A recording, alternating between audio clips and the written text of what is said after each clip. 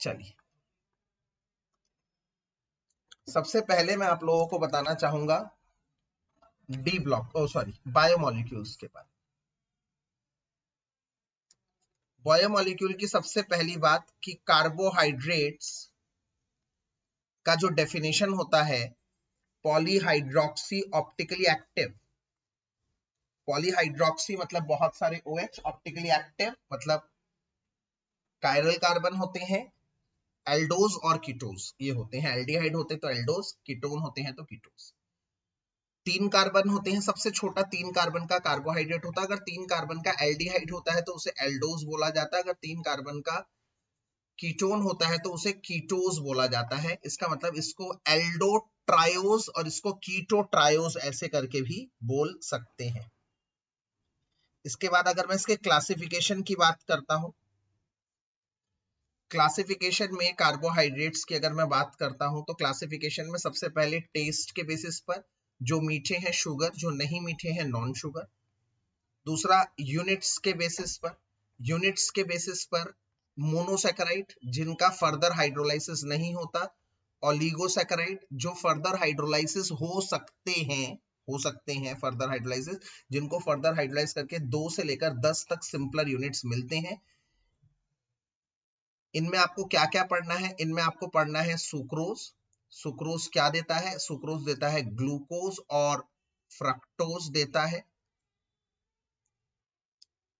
इसको एक एंजाइम लगता है तोड़ने में जिसका नाम है इन्वर्टेज एंजाइम। ये एंजाइम इसको तोड़ता है सुक्रोज को ग्लूकोज और फ्रक्टोज में। इसको इन्वर्टेड शुगर बोलते हैं। क्यों इन्वर्टेड शुगर बोलते हैं? क्योंकि ये अपने आप में एक डेक्स्ट्रो है, बट इसका हाइड्रोलाइसिस होने पर ये ग्लूकोज बनाता है जो डेक्स्ट्रो है, पर फ्रक्टोज बनाता है जो लीवो है। पर फ्रक्टोज का लीवो रोटेशन ज्यादा होता है जिसकी वजह से ओवरऑल सॉल्यूशन लीवो रोटेटरी बन जाता है। इस चेंज की वजह से सुक्रोज को लीवो रोटेटरी शुगर भी कहते हैं। यहाँ पर ग्लूकोज और फ्रक्टोज आपस में C1 और C2 लिंकेज से जुड़े होते हैं। इसके अलावा दूसरा आपको पढ़ना है माल्टोज। माल्टोज में 2 ग्लूकोज जुड़े होते हैं आपस में C1 C4 लिंकेज से। ये लिंकेज बच्चों होते हैं ग्लाइकोसिडिक लिंकेज। ग्लाइकोसिडिक लिंकेज को ऑक्साइड लिंकेज भी बोलते हैं, जो 2 सिंपलर कार्बोहाइड्रेट्स को आपस में जोड़ते हैं। इसके अलावा आपको अगला पढ़ना है लैक्टोज। लैक्टोज को मिल्क शुगर भी कहते हैं और इसमें होता है गैलेक्टोज जो कि एक तरह का ही मोनोसैकेराइड है, और ग्लूकोज जिसमें C1 of galactose is held with C4 of glucose. इस बात को ध्यान करना है। इसके अलावा अगला होता है पॉलीसैकेराइड। पॉलीसैकेराइड, पॉलीसैकेराइड में सबसे पहले आपको क्या करना है? सबसे पहले आपको करना है स्टार्च। स्टार्च क्या होता है बच्चों? स्टार्च बहुत सारे ग्लूकोज यूनिट से मिलकर बनता है, पर बहुत सारे ग्लूकोज यूनिट कैसे जुड़ते हैं? एमाइलोज और एमाइलोपेक्टिन के रूप में। एमाइलोज में कार्बन ग्लूकोज के C1 C4 लीनियर होके जुड़ते हैं। एमाइलोपेक्टिन में C1 C4 लीनियर जुड़ते हैं plus C1 C6 cross link जुड़ते हैं। इसका मतलब एमाइलोपेक्टिन ग्लूकोज का एक क्रॉस लिंक पॉलीमर है, एमाइलोज ग्लूकोज का एक लीनियर पॉलीमर है। इन दोनों से मिलकर बनता है स्टार्च। इसमें एमाइलोज 15 से 20% तक रहता है और ये 80 to 85% रहता है। 80 to 85% रहता है। इसके अलावा एमाइलोज एक वाटर सॉल्यूबल है, वाटर सॉल्यूबल, पानी घुस जाता है और ये वाटर इनसॉल्यूबल है क्योंकि क्रॉस लिंकिंग की वजह से ये घुल नहीं पाता। इसके अलावा सेलुलोज की बात करता हूं, ये भी एक तरह का पॉलीसैकेराइड है जिसमें बहुत सारे large number of beta glucose, यहीं पर इकलौता बीटा ग्लूकोज आता है, बाकी हर जगह अल्फा ग्लूकोज ही होता है। Beta glucose C1 C4 linkage से जुड़े होते हैं। इसके अलावा ग्लाइकोजन भी एक तरह का पॉलीसैकेराइड है और तुम्हें बस इतना पढ़ना है कि ग्लाइकोजन को हम एनिमल स्टार्च के नाम से जानते हैं। क्यों? क्योंकि ये सिमिलर ही क्रॉस लिंक दिखाता है, similar cross link like amylopectin. मतलब ध्यान से देखिए, इसको हम एनिमल स्टार्च बोलते हैं। क्यों? क्योंकि इसका स्ट्रक्चर एमाइलोपेक्टिन से मिलता जुलता है। एमाइलोपेक्टिन में जैसे क्रॉस लिंकिंग होती है, यहां पर भी क्रॉस लिंकिंग होती है, इसलिए ग्लाइकोजन को एनिमल स्टार्च बोला जाता है। अच्छा एमसीक्यू का क्वेश्चन निकलता हुआ नजर आ रहा है यहां से। इतनी चीज हो गई बेटा। इसके बाद अगर हम पढ़ते हैं कि मोनोसेकेराइड हमने अच्छी तरह से पढ़ना है, तो मोनोसेकेराइड में सबसे पहले आप लोगों को पढ़ना है ग्लूकोज। तो ग्लूकोज में एक बात आप ध्यान रखेंगे कि ग्लूकोज का पॉलीमर कौन है? स्टार्च। स्टार्च को तोड़ेंगे तो ग्लूकोज मिलेगा। ये एक हेक्सोज है, 6 कार्बन है। एल्डोज है क्योंकि इसमें एल्डिहाइड होते हैं। अगर आप ग्लूकोज के स्ट्रक्चर के बारे में बात करते हैं तो ग्लूकोज का स्ट्रक्चर लर्न कर लीजिए। CHO है, CH2OH 1 2 3 4, OHH OHH HOH OHH, ये है ग्लूकोज। इसमें तीसरा कार्बन फ्लिप होता है, मतलब OH इधर की तरफ होता है। इसमें आप लोग ध्यान कर लीजिए बच्चों, इसकी रिएक्शंस बहुत ही इंपॉर्टेंट है। एक और बार बता देता हूं, इसमें 4 कायरल कार्बन है। 1 2 3 4, 4 कायरल कार्बन है। और number of stereo isomers, optical isomer 2 की पावर n होती है, तो ग्लूकोज में 2 की पावर 4 हो गया, मतलब 16 ऑप्टिकल आइसोमर्स शो हो सकते हैं। यहाँ पर स्टीरियो आइसोमर्स शो हो सकते हैं, कायरल कार्बन जिसके चारों वैलेंसेस डिफरेंट होती है। ग्लूकोज की रिएक्शन याद कर लीजिएगा। ग्लूकोज को शॉर्टकट में कैसे लिखा जाता है? CHOH, और ऐसे 4 लिखे जाते हैं, फिर CH2OH ऐसे लिखा जाता है। अगर मैं इसकी HI से बात करता हूं तो HI से ये 6 कार्बन ऐसे लिख देते हैं, लीनियर 3 3 6। एक बात ध्यान रखिएगा, आप कार्बन को ऐसे नहीं दिखाएंगे एग्जाम में, आप हाइड्रोजन दिखाएंगे बच्चों। ये आदत बहुत बुरी है और गलत है, और इसे लिखेंगे N हेक्सेन। इससे क्या शो होता है कि 6 कार्बन लीनियरली जुड़े हुए हैं। अगर मैं इसकी HCN से रिएक्शन करवाता हूं तो HCN की रिएक्शन के लिए आपको इसको ऐसे शो करना चाहिए। आप जानते हैं H कहां जाएगा? O के पास, और CN कहां जाएगा? कार्बन के पास। तो इसका मतलब CH, O के पास H आ गया और एक CN आ गया। बाकी बची हुई चीज एज इट इज है। इसे कहते हैं बच्चों साइनोहाइड्रिन। साइनोहाइड्रिन। और अगर मैं इसी को NH2OH से रिएक्ट करवाता, बच्चों NH2OH क्या होता है? NH2OH हाइड्रोक्साइल अमाइन होता है। तो इसको दिखाने का तरीका थोड़ा अलग होता। उस केस में आप ऐसे H2O को निकाल देते और बनाते CH double bond O N OH। ये ऑक्साइम है बच्चों, ऑक्साइम। इन दोनों रिएक्शनों से क्या शो हो रहा है? इन दोनों रिएक्शनों से शो हो रहा है यहाँ पर एल्डिहाइड है या कीटोन है, क्योंकि ये दोनों रिएक्शन एल्डिहाइड और कीटोन शो करते हैं। इसके अलावा बच्चों अगर मैं इसमें ब्रोमीन वाटर डाल देता हूं तो ब्रोमीन वाटर डालने पर सिर्फ एक एसिड मिलता है, एक कार्बोक्सिलिक एसिड मिलता है। ये भी बहुत अच्छा क्वेश्चन है कि इसमें डालने पर कितने COOH होते हैं ब्रोमीन वाटर डालने पर। ये ग्लूकोनिक एसिड होता है और इसमें सिर्फ एक ही एसिड होता है। जबकि अगर मैं इसको स्ट्रॉन्ग ऑक्सीडेशन करूं, HNO3 करूं, तो यहां पर हमें देखने को मिलता है 2 COOH। तो ये बहुत अच्छा क्वेश्चन देखने को मिलता है। इसका नाम ग्लूटारिक एसिड है, जिसको बच्चों हम सैक्रिक एसिड भी बोलते हैं। ये रहे ग्लूकोज की रिएक्शन। इन दोनों रिएक्शनों से क्या पता लगा बच्चों? इन दोनों रिएक्शनों से पता लगा कि इसमें एल्डिहाइड ही है बट नॉट कीटोन, कीटोन नहीं है। अगर आपसे कोई ये पूछे कि एल्डिहाइड और कीटोन में डिफरेंस करने के लिए टॉलरेंस टेस्ट करते हैं हम लोग, बिल्कुल करते हैं, बट क्यों नहीं टॉलरेंस टेस्ट से हम ग्लूकोज को आइडेंटिफाई कर पाते हैं? अगर कोई आपसे ये पूछे तो आप कहेंगे क्योंकि ग्लूकोज एक मोनोसेकेराइड है। बेटा सारे मोनोसेकेराइड, चाहे उनमें एल्डिहाइड है चाहे वो कीटोन है, वो टॉलरेंस और फेलिंग्स टेस्ट देते हैं। आई रिपीट, बहुत इंपॉर्टेंट है। अगर आपसे कोई पूछे कि ग्लूकोज टॉलरेंस टेस्ट देता है या फिर फ्रक्टोज टॉलरेंस टेस्ट देता है, तो बेटा ये दोनों ही मोनोसेकेराइड्स हैं। सारे मोनोसेकेराइड टॉलरेंस और फेलिंग्स टेस्ट देते हैं, चाहे वो एल्डिहाइड हो चाहे वो कीटोन। एक और अलावा, इसके अलावा, इसलिए इनको रिड्यूसिंग शुगर कहते हैं क्योंकि इनके पास CHO ग्रुप है। अच्छा, एल्डिहाइड्स में जैसे कि ग्लूकोज, इसके रिड्यूसिंग कहते हैं। इसे क्यों रिड्यूसिंग कहते हैं? क्योंकि इसके पास CHO है। फ्रक्टोज को भी रिड्यूसिंग कहते हैं, उसके पास CHO नहीं है। रिड्यूसिंग कौन होते हैं? एक बार दोबारा रिकॉल कर देता हूं, जो टॉलेंस और फेलिंग्स वालों को रिड्यूस कर देते हैं। तो यहां पर सारे मोनोसेकेराइड्स रिड्यूसिंग होते हैं, चाहे वो एल्डिहाइड्स हो चाहे वो कीटोन हो, इस बात का ध्यान रखेंगे। तो ग्लूकोज के अंदर CHO ग्रुप है, वो रिड्यूसिंग है। फ्रक्टोज के अंदर CHO ग्रुप नहीं है, उसके अंदर CO ग्रुप है, वो एक कीटोज है, कीटोन है, फिर भी वो रिड्यूसिंग है क्योंकि वो मोनोसेकेराइड है। इस बात को याद कर लो। पर जब इन दोनों को मिला दिया जाता है और सुक्रोज बना दिया जाता है, तो सुक्रोज के अंदर फ्री एल्डिहाइड ग्रुप या फ्री कीटोन ग्रुप नहीं रहता, फ्री CHO ग्रुप नहीं रहता। तो अगर आपसे कोई पूछे कि ग्लूकोज और फ्रक्टोज दोनों रिड्यूसिंग है क्योंकि दोनों मोनोसेकेराइड है, बट जब दोनों जुड़कर बनाते हैं सुक्रोज, वो नॉन रिड्यूसिंग है। सुक्रोज नॉन रिड्यूसिंग शुगर है बच्चों। क्यों? क्योंकि उसके अंदर फ्री CHO ग्रुप नहीं होता। याद रखिएगा, सारे मोनोसेकेराइड रिड्यूसिंग है क्योंकि उनके अंदर फ्री CHO और फ्री CO ग्रुप है। बट जब पॉलीसेकेराइड या डाइसेकेराइड बनाते हैं, अगर उनके अंदर फ्री CHO ग्रुप नहीं होता, जैसे कि सुक्रोज के अंदर नहीं रहता वो फ्री ग्रुप, तो वो एक रिड्यूसिंग शुगर नहीं है, वो नॉन रिड्यूसिंग है। ये कल मुझे बहुत अच्छा लगता है, ये क्वेश्चन इंपॉर्टेंट लग रहा है मुझे एग्जाम।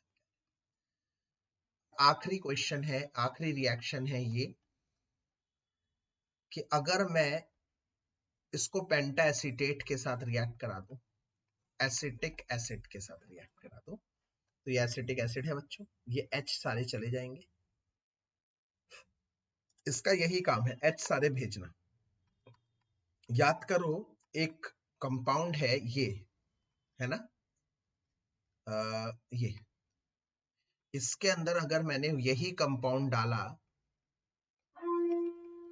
तो ये भी अल्कोहल का H चला जाता था, याद है? यस, ये कंपाउंड क्या है? ये कंपाउंड है सैलिसाइलिक एसिड, और इसमें भी यही होता है, O के पास COCH3 ग्रुप लग जाता है और ये COOH।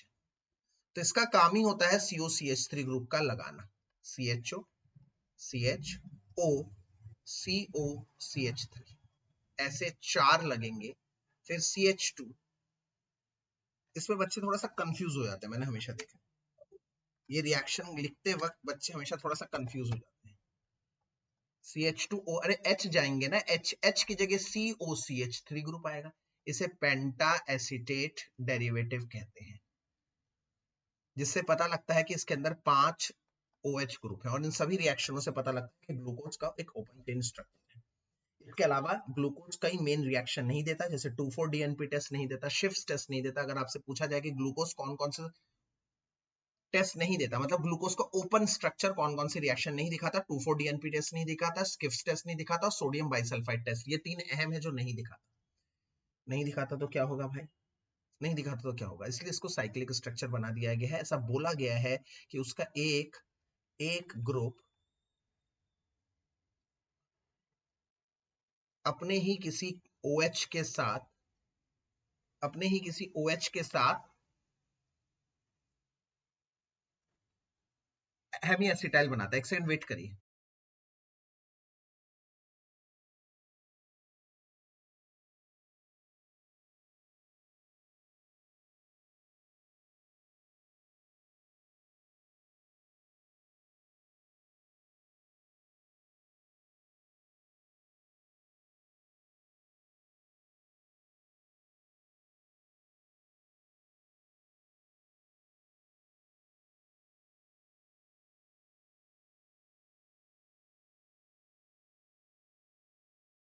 हाँ,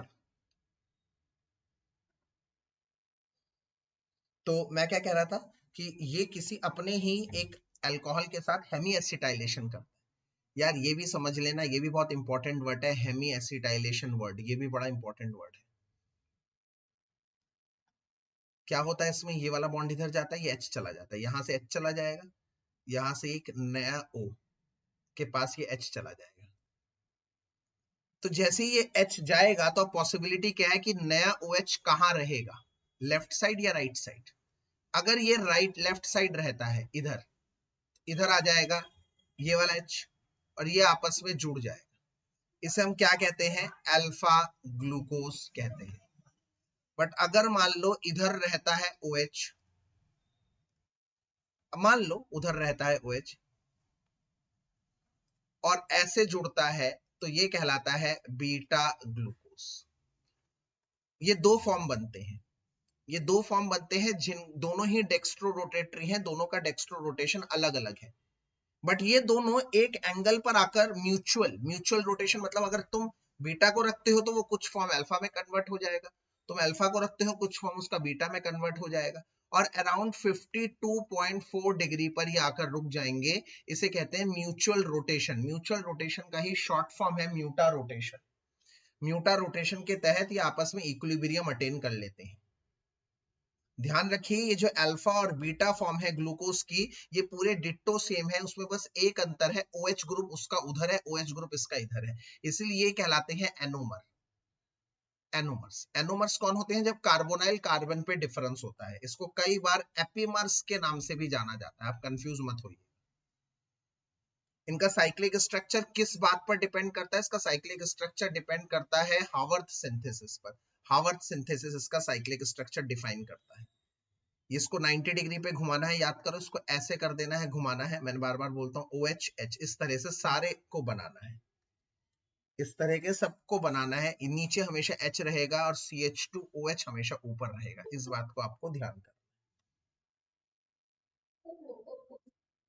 म्यूटा रोटेशन का मतलब है अल्फा ग्लूकोज को जब हम रख लेते हैं तो उसका कुछ पार्ट बीटा में कन्वर्ट हो जाता है, बीटा ग्लूकोज को रखते हैं तो कुछ पार्ट अल्फा ग्लूकोज में कन्वर्ट हो जाता है। ये दोनों इंटर कन्वर्टेबल स्टेट होते हैं, जिसमें 36% अल्फा ग्लूकोज 64% बीटा ग्लूकोज आपस में आकर इक्विलिब्रियम स्टैब्लिश करते हैं, जिससे 100% जब बीटा फ्रक्टोज था वो 64% पे आके ठहरा, उसका रोटेशन कम हो गया। अल्फा ग्लूकोज 100% था 36 पे, उसका रोटेशन चेंज हुआ। जो दोनों का रोटेशन आपस में चेंज हुआ और वो म्यूचुअली एक रोटेशन पर आकर ठहरे। अगर आपसे कोई पूछे ग्लूकोज का रोटेशन क्या, 52.4 डिग्री बोलते हैं, इसे म्यूचुअल रोटेशन कहते हैं, म्यूटा रोटेशन बोलते हैं। इसी तरह से बच्चों फ्रक्टोज में भी यही कहानी है, फ्रक्टोज का भी यही कहानी होता है, CH2OH, CH2OH, C double bond OH, same यही कहानी होती है। बस फ्रक्टोज में एक अंतर होता है कि उसमें कीटोन ग्रुप होता है, कीटोन ग्रुप।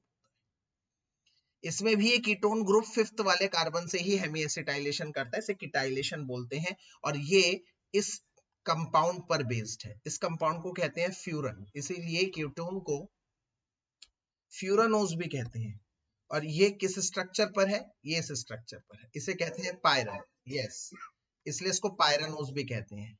फ्यूरन और पायरन ये दोनों ही एथर होते हैं, ये दोनों ही एथर होते हैं, फ्यूरन और पायरन दोनों ही एथर होते हैं।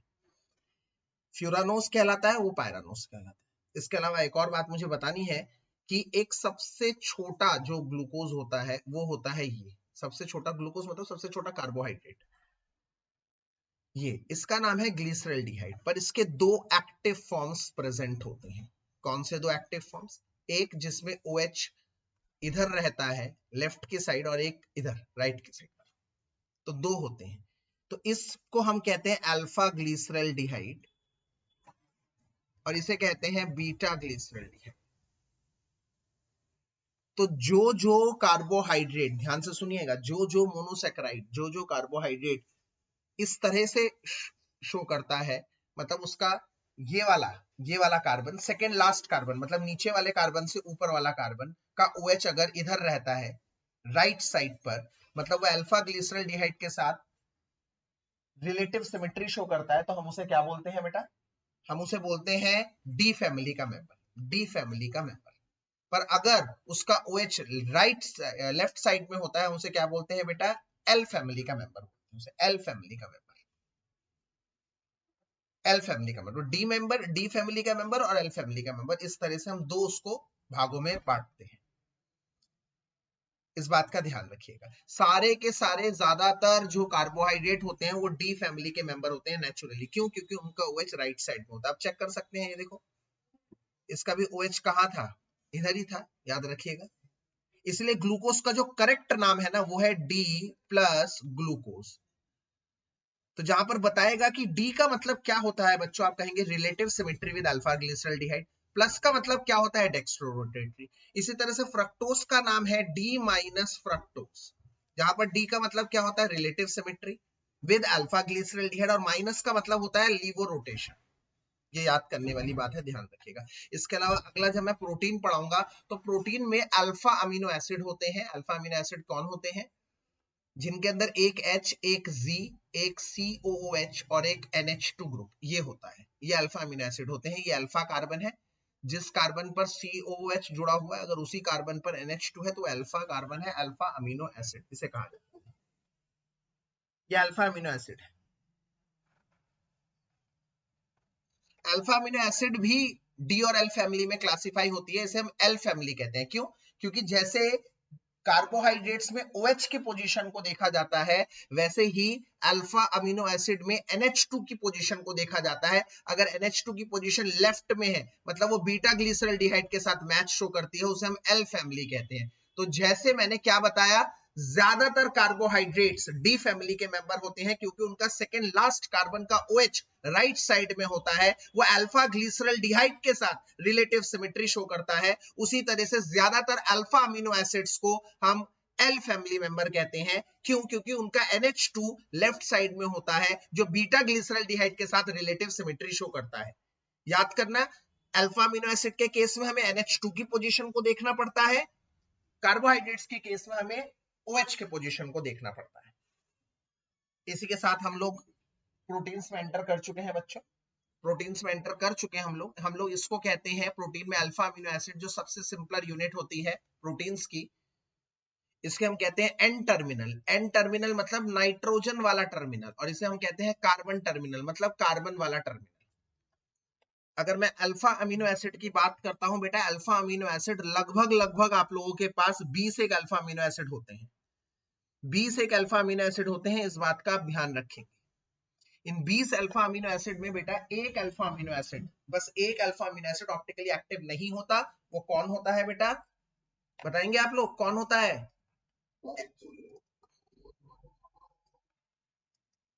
Yes, glycine. ग्लाइसिन, यस, क्योंकि ग्लाइसिन के केस में यहां पर H होता है। तो ग्लाइसिन को छोड़कर बाकी सारे सारे, ये क्वेश्चन बहुत अच्छा बन जाता है, बाकी सारे के सारे alpha amino acid optically active होते हैं, पहली बात।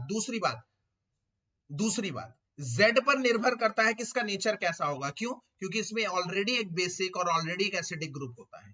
तो Z अगर ओवरऑल एसिडिक होता है तो ये एसिडिक अल्फा अमीनो एसिड होता है, जैसे ग्लूटामेट और एस्पार्टेम। एस्पार्टिक एसिड और ग्लूटामिक एसिड ये दोनों होते हैं एसिडिक अल्फा अमीनो एसिड। अगर Z बेसिक होता है जैसे अर्जिनाइन, हिस्टाडाइन, ये तो कहलाता है बेसिक अल्फा अमीनो एसिड। ये सब बुकलेट में आप देख लीजिएगा। उसके बाद अलावा ये पोलर एम्फोटेरिक कहलाता है क्योंकि दोनों चीजें होती है। इसके अलावा कई ऐसे अल्फा अमीनो एसिड होते हैं जो हमारा शरीर खुद तैयार कर लेता है, बाहर से डाइट से लेने की जरूरत नहीं पड़ती, उनको हम कहते हैं non essential alpha amino acid. जो हमारा शरीर खुद नहीं बना पाता, हमें बाहर से लेने की जरूरत पड़ती है, उसे हम कहते हैं एसेंशियल अल्फा अमीनो एसिड। इसके बाद बात करते हैं एक्वस मीडियम में ये कैसे एग्जिस्ट करता है। एक्वस मीडियम में ये COH अपना H+ दे देता है और बनाता है COO-, और वो H+ ले लेता है NH2, ये ले लेता है, ये बनाता है NH3+। इस तरह से, यस, इस तरह से इसे बाइपोलर आयन कहते हैं। बाइपोलर आयन, जिसका दूसरा नाम है ज्विटर आयन। ज्विटर आयन ये इसका दूसरा नाम है, बाइपोलर आयन, ज्विटर आयन ये इसका दूसरा नाम है, इस रूप में एग्जिस्ट करता है। ये ज्विटर आयन एक इलेक्ट्रिक फील्ड में कैथोड और एनोड में कभी कैथोड की तरफ मूव करता है, कभी एनोड की तरफ मूव करता है, क्योंकि इसके अंदर पॉजिटिव नेगेटिव दोनों चार्ज होते हैं। एक पर्टिकुलर पीएच पे इसका मूवमेंट बंद हो जाता है, उस पर्टिकुलर पीएच को इसको आइसो इलेक्ट्रॉनिक पॉइंट कहते हैं। अगली बात, अगर दो अल्फा अमीनो एसिड आपस में जुड़ जाते हैं, कैसे? जैसे ये एक अल्फा अमीनो एसिड है, इसको मान लो Z1 COH, ये एक दूसरा अल्फा अमीनो एसिड है NH2, इसके NH2 को मैंने जानबूझ के खोल दिया है बच्चों, ध्यान से देखो, NH कर दिया है, अभी आपको पता लग जाएगा क्यों। तो इनके बीच में एक लिंकेज बनता है, बॉन्ड बनता है, और वो बॉन्ड कहलाता है CONH। यस, इसे हम कहते हैं पेप्टाइड लिंकेज या फिर एमाइड लिंकेज। पेप्टाइड या फिर एमाइड लिंकेज भी कहा जाता है इसे, ठीक है, अगर n अल्फा अमीनो एसिड है तो n-1 पेप्टाइड लिंकेजेस होते हैं। इसी तरह से जब बहुत सारे अल्फा अमीनो एसिड आपस में जुड़ जाते हैं बच्चों, बहुत सारे पेप्टाइड लिंकेज के थ्रू, उसे हम कहते हैं पॉलीपेप्टाइड। और ऐसे ही पॉलीपेप्टाइड में अगर कम से कम 100 अल्फा अमीनो एसिड होते हैं तो उस तरह के पॉलीपेप्टाइड को हम लोग क्या कहते हैं? प्रोटीन्स कहते हैं। इसका मतलब प्रोटीन क्या हुए? सिर्फ अल्फा अमीनो एसिड के जुड़ने से प्रोटीन नहीं बनता। जब बहुत सारे अल्फा अमीनो एसिड आपस में पॉलीपेप्टाइड चेन से जुड़ जाते हैं और इसे कम से कम 100 अल्फा अमीनो एसिड आपस में जुड़कर एक पॉलीपेप्टाइड बनाते हैं जिसका मॉलिक्यूलर मास बहुत ज्यादा हाई होता है, उस तरह के पॉलीपेप्टाइड को मैं प्रोटीन कहता हूं। बट बच्चों ध्यान रखना, इसमें कुछ कमियां हैं, इसमें कुछ एक्सेप्शंस हैं। क्या कमियां हैं, क्या एक्सेप्शंस है, जरा सुनिए तो।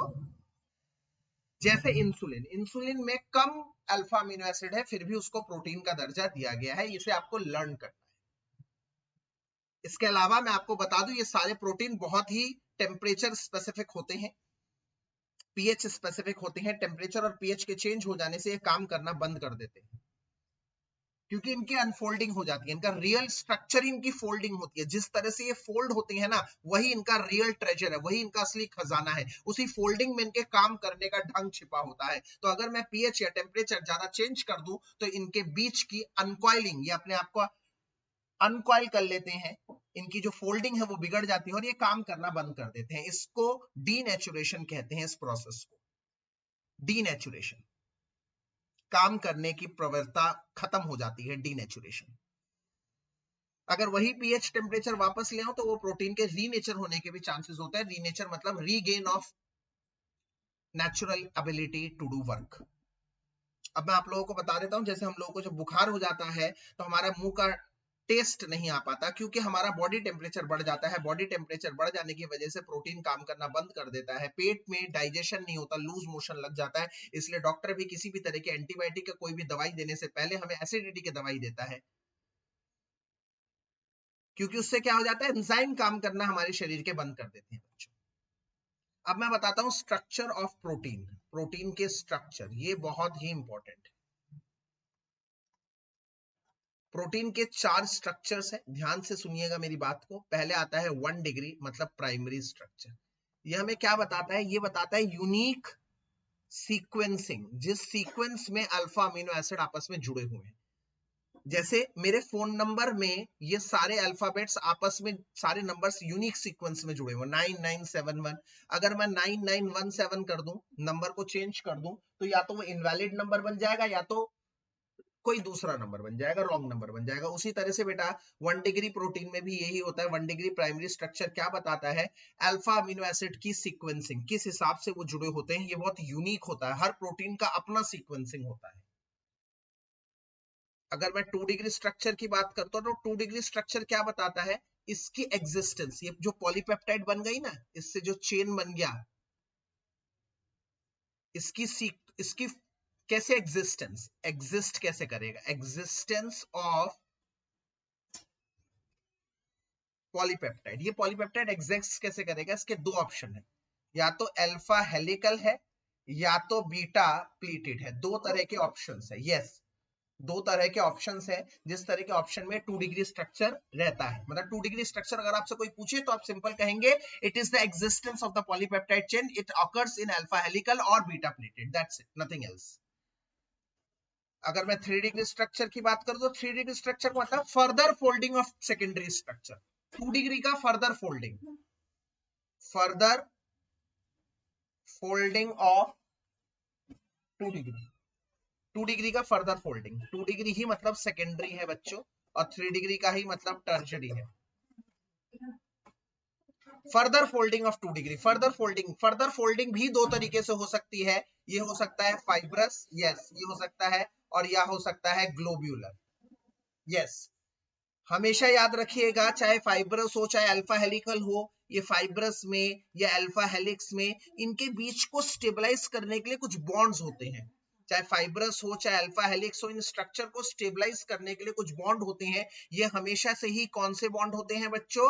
या तो हाइड्रोजन बॉन्ड होते हैं या डाइसल्फाइड लिंकेजेस होते हैं। यस, डाइसल्फाइड लिंकेजेस होते हैं। और अंत में आता है 4 डिग्री स्ट्रक्चर जिसको हम कहते हैं quaternary structure. Quaternary structure, quaternary structure 4 degree या फिर क्वाटरनरी स्ट्रक्चर। इसका मतलब क्या होता है, कई बार सिर्फ एक पॉलीपेप्टाइड ही काफी नहीं होती, एक से अधिक पॉलीपेप्टाइड आपस में जुड़े होते हैं। एक से अधिक पॉलीपेप्टाइड आपस में जुड़े होते हैं तो उसे हम क्वाटरनरी स्ट्रक्चर कहते हैं। The special arrangement of more than one, the special arrangement of more than one, एक से अधिक पॉलीपेप्टाइड का स्पेशल अरेंजमेंट को हम क्वाटरनरी स्ट्रक्चर कहते हैं बच्चों, 4 डिग्री स्ट्रक्चर कहते हैं। कल पेपर में ऐसा भी हो सकता है कि एक डायग्राम बना दे कि ये रहा ये प्रोटीन का, ये अल्फा हेलिक्स, ये बीटा प्लेटेड, और डायग्राम के बेस पर एक केस बना दे और केस पर पूछे हाँ भाई ये क्या बता रहा है, कौन से लिंकेज इसको स्टेबलाइज करते हैं, तो बहुत ज्यादा चांसेस है कि ऐसा क्वेश्चन एक आ जाए। इसके बाद हम आगे बढ़ते हैं बच्चों, और आगे बढ़ते हैं हम लोग कहां पर, न्यूक्लिक एसिड पे, न्यूक्लिक एसिड्स पे चलते हैं।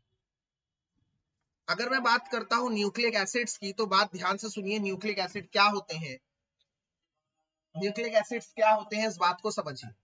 हमारे पास दो आइटम्स होती हैं बेटा, एक होता है पेंटोज शुगर।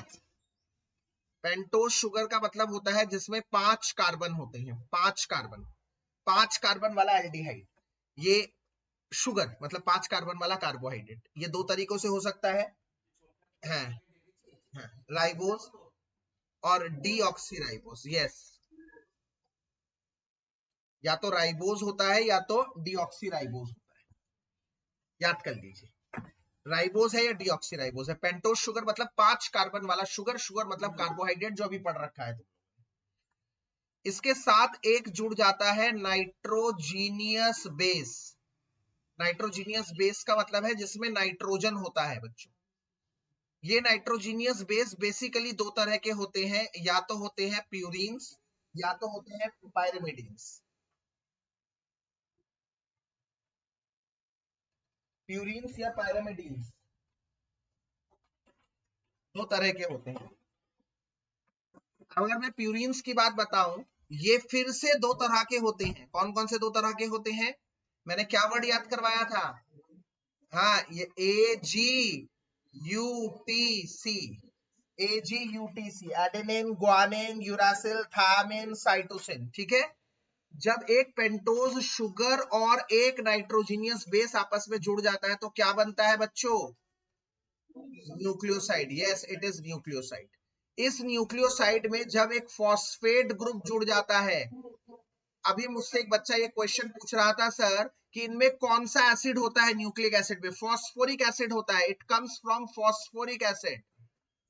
ये फॉस्फोरिक एसिड से आते हैं, ये दोनों आपस में जुड़ जाते हैं तो उससे बनता है न्यूक्लियोटाइड। और जब बहुत सारे न्यूक्लियोटाइड आपस में फॉस्फोडाइएस्टर लिंकेज से जुड़ जाते हैं तो बनते हैं पॉलीन्यूक्लियोटाइड। और पॉलीन्यूक्लियोटाइड और न्यूक्लिक एसिड एक ही होते हैं बच्चों, एक ही होते हैं। एक बार दोबारा से ऊपर से शुरू करते हैं। What are nucleic acid, nucleic acid का मतलब है पॉलीन्यूक्लियोटाइड। पॉलीन्यूक्लियोटाइड मतलब जब बहुत सारे न्यूक्लियोटाइड आपस में फॉस्फोडाइएस्टर लिंकेज से जुड़ जाते हैं, आपस में फॉस्फोडाइएस्टर लिंकेज से जुड़ जाते हैं, जब बहुत सारे न्यूक्लियोटाइड आपस में फॉस्फोडाइएस्टर लिंकेज से जुड़ जाते हैं। ये न्यूक्लियोटाइड क्या होते हैं, जो न्यूक्लियोसाइड एक फॉस्फेट ग्रुप से जुड़ता है तो न्यूक्लियोटाइड बनता है। न्यूक्लियोसाइड क्या है, जब एक पेंटोज शुगर नाइट्रोजीनियस बेस से जुड़ता है तो न्यूक्लियोसाइड बनता है। पेंटोज शुगर कितने तरह के होते हैं, दो तरह के, राइबोज और डीऑक्सीराइबोज। अगर मैं आरएनए की बात करता हूं तो आरएनए में होता है राइबोज शुगर। अगर मैं डीएनए की बात करता हूं उसमें होता है डीऑक्सीराइबोज शुगर। ये वही डीएनए होता है जो एक पेरेंट से दूसरे पेरेंट में हेरिडिटरी इंफॉर्मेशन बनकर ट्रांसफर होता है। अगर मैं डीएनए की बात करता हूं तो डीएनए में होता है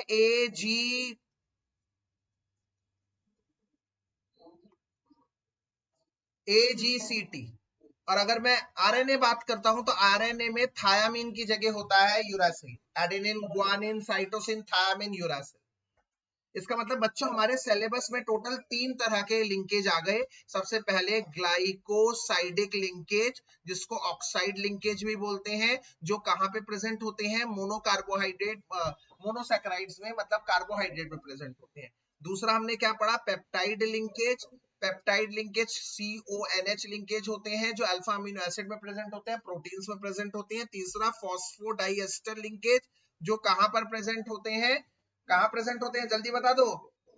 यस, पॉलीन्यूक्लियोटाइड, मतलब इन शॉर्ट न्यूक्लिक एसिड में। ये तीनों पेपर में छप रहे हैं, कल चाहे कुछ भी हो जाए। मैं 2 मिनट का 1 मिनट का टाइम दे रहा हूँ, इस चार्ट को तो भैया बहुत अच्छी तरह से देख लेंगे।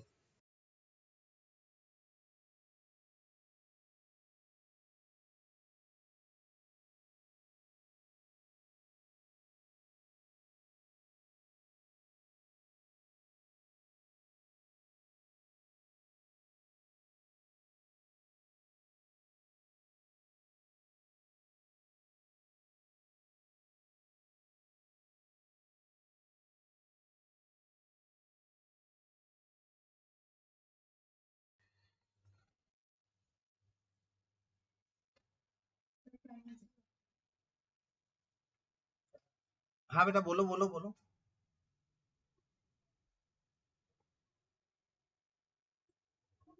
हाँ बेटा, हो रही है, बताइए क्यों।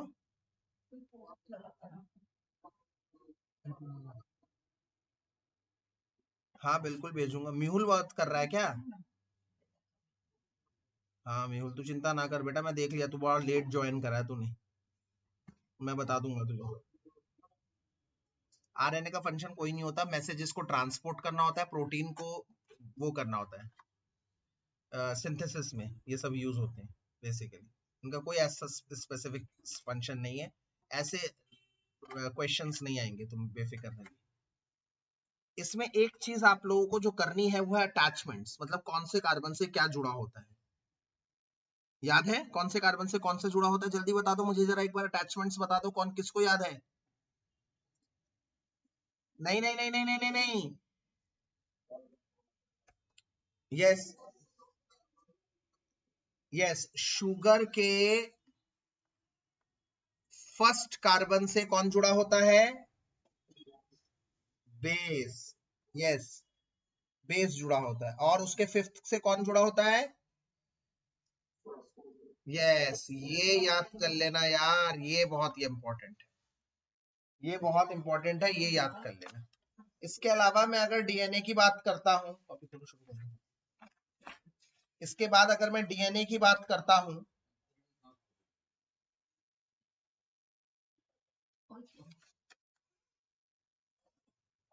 तो डीएनए का एक डबल स्टैंडर्ड स्ट्रक्चर होता है। Double standard structure, double standard मतलब दो स्ट्रैंड्स होते हैं। और ये सबसे बड़ा इंपॉर्टेंट क्वेश्चन अब निकल के आ रहा है, ये दो स्ट्रैंड्स आइडेंटिकल नहीं होते, सेम नहीं होते। ये दो स्ट्रैंड्स आइडेंटिकल नहीं होते, सेम नहीं होते, क्योंकि अगर सेम होते तो इनके पोजीशन सेम आती। बट उसके बदले में ये उल्टा होता है, उसके बदले में ये उल्टा होता है। यहाँ पर ये एक दूसरे को संपूर्ण करते हैं, कॉम्प्लीमेंट्री करते हैं, एक दूसरे से कॉम्प्लीमेंट्री करते हैं, कॉम्प्लीमेंट्री करते हैं।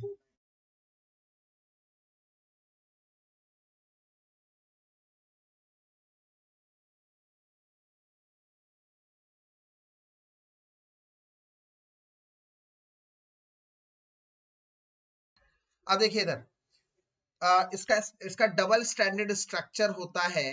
डबल स्टैंडर्ड स्ट्रक्चर इस तरह से होता है। डबल स्टैंडर्ड स्ट्रक्चर में कुछ स्पेसिफिक बेस पेयरिंग होती है। ए हमेशा टी के साथ और जी हमेशा सी के साथ स्पेसिफिक बेस पेयरिंग करते हैं। यस, ये कुछ खास बेस पेयरिंग होती है, इसे कहते हैं स्पेसिफिक बेस पेयरिंग। ये इंपॉर्टेंट है, याद रखना। मतलब ए हमेशा टी के साथ 2 हाइड्रोजन बॉन्ड बनाता है, जी हमेशा सी के साथ 3 हाइड्रोजन बॉन्ड बनाता है। ये स्पेसिफिकली खास बेस पेयर्स करते हैं।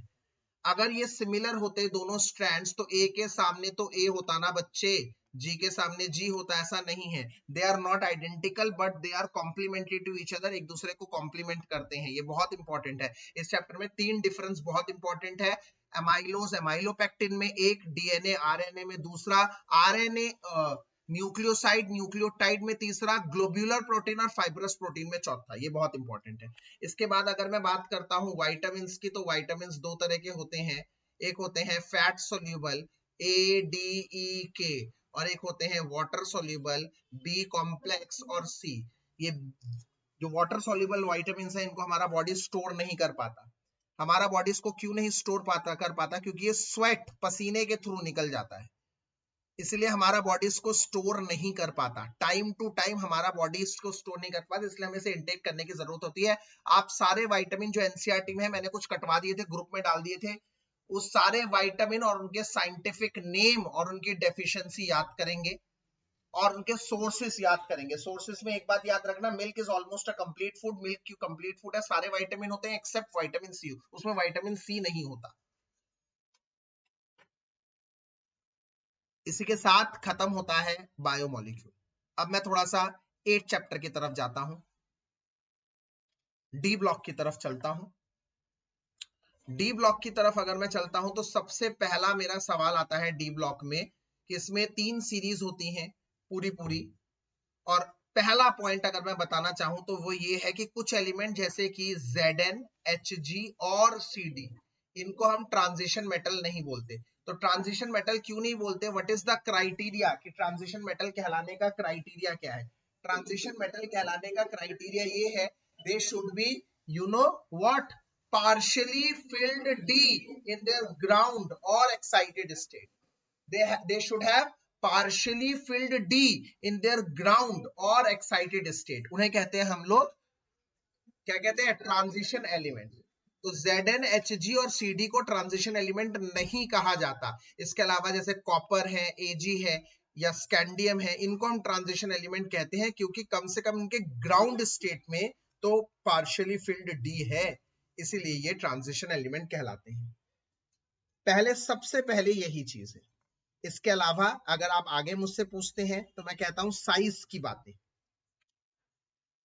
एक सेकंड बेटा होल्ड करिएगा।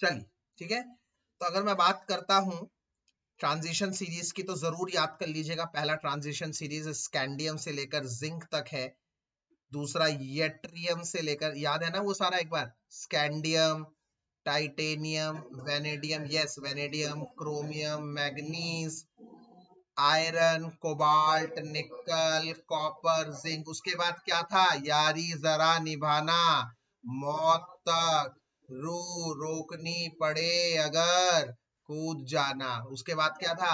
ला हफ्ता, वरना रे, उधर इधर, पिटाई और होगी। ठीक है, इस तरह से हमारा पूरा सीरीज कंप्लीट हुआ था। इसमें बहुत कुछ इंपॉर्टेंट सीरीज है जैसे क्रोमियम, मोलिब्डेनम और टंगस्टन, ग्रुप 6। ये वाला सीरीज बहुत इंपॉर्टेंट है, ये वाला जिसको हम कॉइनेज ग्रुप कहते हैं, कॉइनेज वाला। ये बहुत कुछ इंपॉर्टेंट सीरीज है, इनको भी एक बार देख लीजिएगा।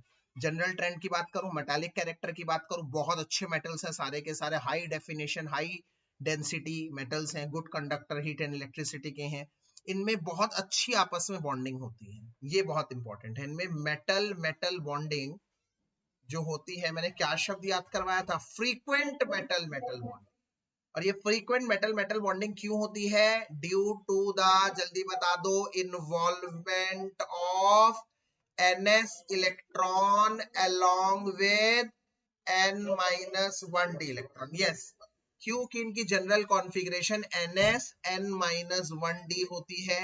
Yes yes yes yes, 0 to 2, 1 to 10। 0 सिर्फ एक एलिमेंट के केस में होती है, किसके केस में? पैलेडियम के केस में। बाकी 1 होती है और 2 तो होती है कॉपर और इनके केस में, क्रोमियम के केस में। तो याद रखना इनकी मेटल मेटल बॉन्डिंग है भैया बहुत strong, frequent metal metal bonding due to the involvement of ns electron along with n-1d electron.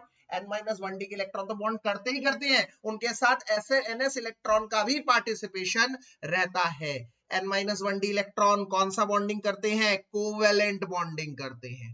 ये कौन सा बॉन्डिंग करते हैं, ज्यादातर पसंद करते हैं मेटालिक। ये दोनों मिलकर आपस में जो बॉन्ड बनाते हैं ना भाई साहब, सोने पे सुहागा, तगड़ा बॉन्ड, उसको तोड़ने के लिए बहुत एनर्जी चाहिए होती है। और इसीलिए कहीं ना कहीं डी ब्लॉक के ट्रांजिशन एलिमेंट बहुत ज्यादा मेल्टिंग पॉइंट दिखाते हैं, इनके एंथैल्पी ऑफ एटमाइजेशन बहुत ज्यादा होती है। तो कल के पेपर में ये क्वेश्चन छप रहा है कि इनके एंथैल्पी एटमाइजेशन ज्यादा है या इनका मेल्टिंग पॉइंट ज्यादा है। आंसर बहुत क्लियर कट है, due to their frequent metal metal bonding. And why they are having frequent metal metal bonding? Due to the involvement of ns electron along with n-1d electron। ये बहुत ज्यादा important है, ये बहुत ज्यादा important है भाई साहब। ये है आज का बहुत ज्यादा। अच्छा एक और बात, लेफ्ट टू राइट जाते हुए क्या होता है, अनपेड इलेक्ट्रॉनों की संख्या पहले बढ़ती है। कैसे भाई साहब, स्कैंडियम का कॉन्फ़िगरेशन क्या है, 3d1, फिर 3d2, d3, d5, d5, d6, d7, d8। अरे अनपेड इलेक्ट्रॉन बढ़े पहले यहां तक, मिड तक। इसके अंदर अनपेड इलेक्ट्रॉन 1 2 3 5 5, फिर अनपेड इलेक्ट्रॉन 6। क्या इसमें 6 अनपेड इलेक्ट्रॉन है? अरे बेवकूफो नहीं, 1 2 3 4 5। अगर D6 में बात करता हूं तो 4 इलेक्ट्रॉन होते हैं, 7 में 3 इलेक्ट्रॉन होते हैं। इसका मतलब अनपेड इलेक्ट्रॉन पहले मिडल ऑफ द सीरीज तक बढ़े, फिर उसके बाद घटे। इसका मतलब अनपेड इलेक्ट्रॉन बीच में ज्यादा होते हैं। तो अब जरा इस स्टेटमेंट को देखते हैं, इनके मेटालिक बॉन्ड स्ट्रॉन्ग क्यों होते हैं। तो metallic bond strong ns electron और n-1d इलेक्ट्रॉन के बॉन्डिंग की वजह से होते हैं। तो भाई ns इलेक्ट्रॉन तो लगभग सभी में सेम है। तो अगर मैं n-1d इलेक्ट्रॉन की बात करता हूं तो n-1d इलेक्ट्रॉन डिपेंड करते हैं नंबर ऑफ अनपेड इलेक्ट्रॉन्स पर।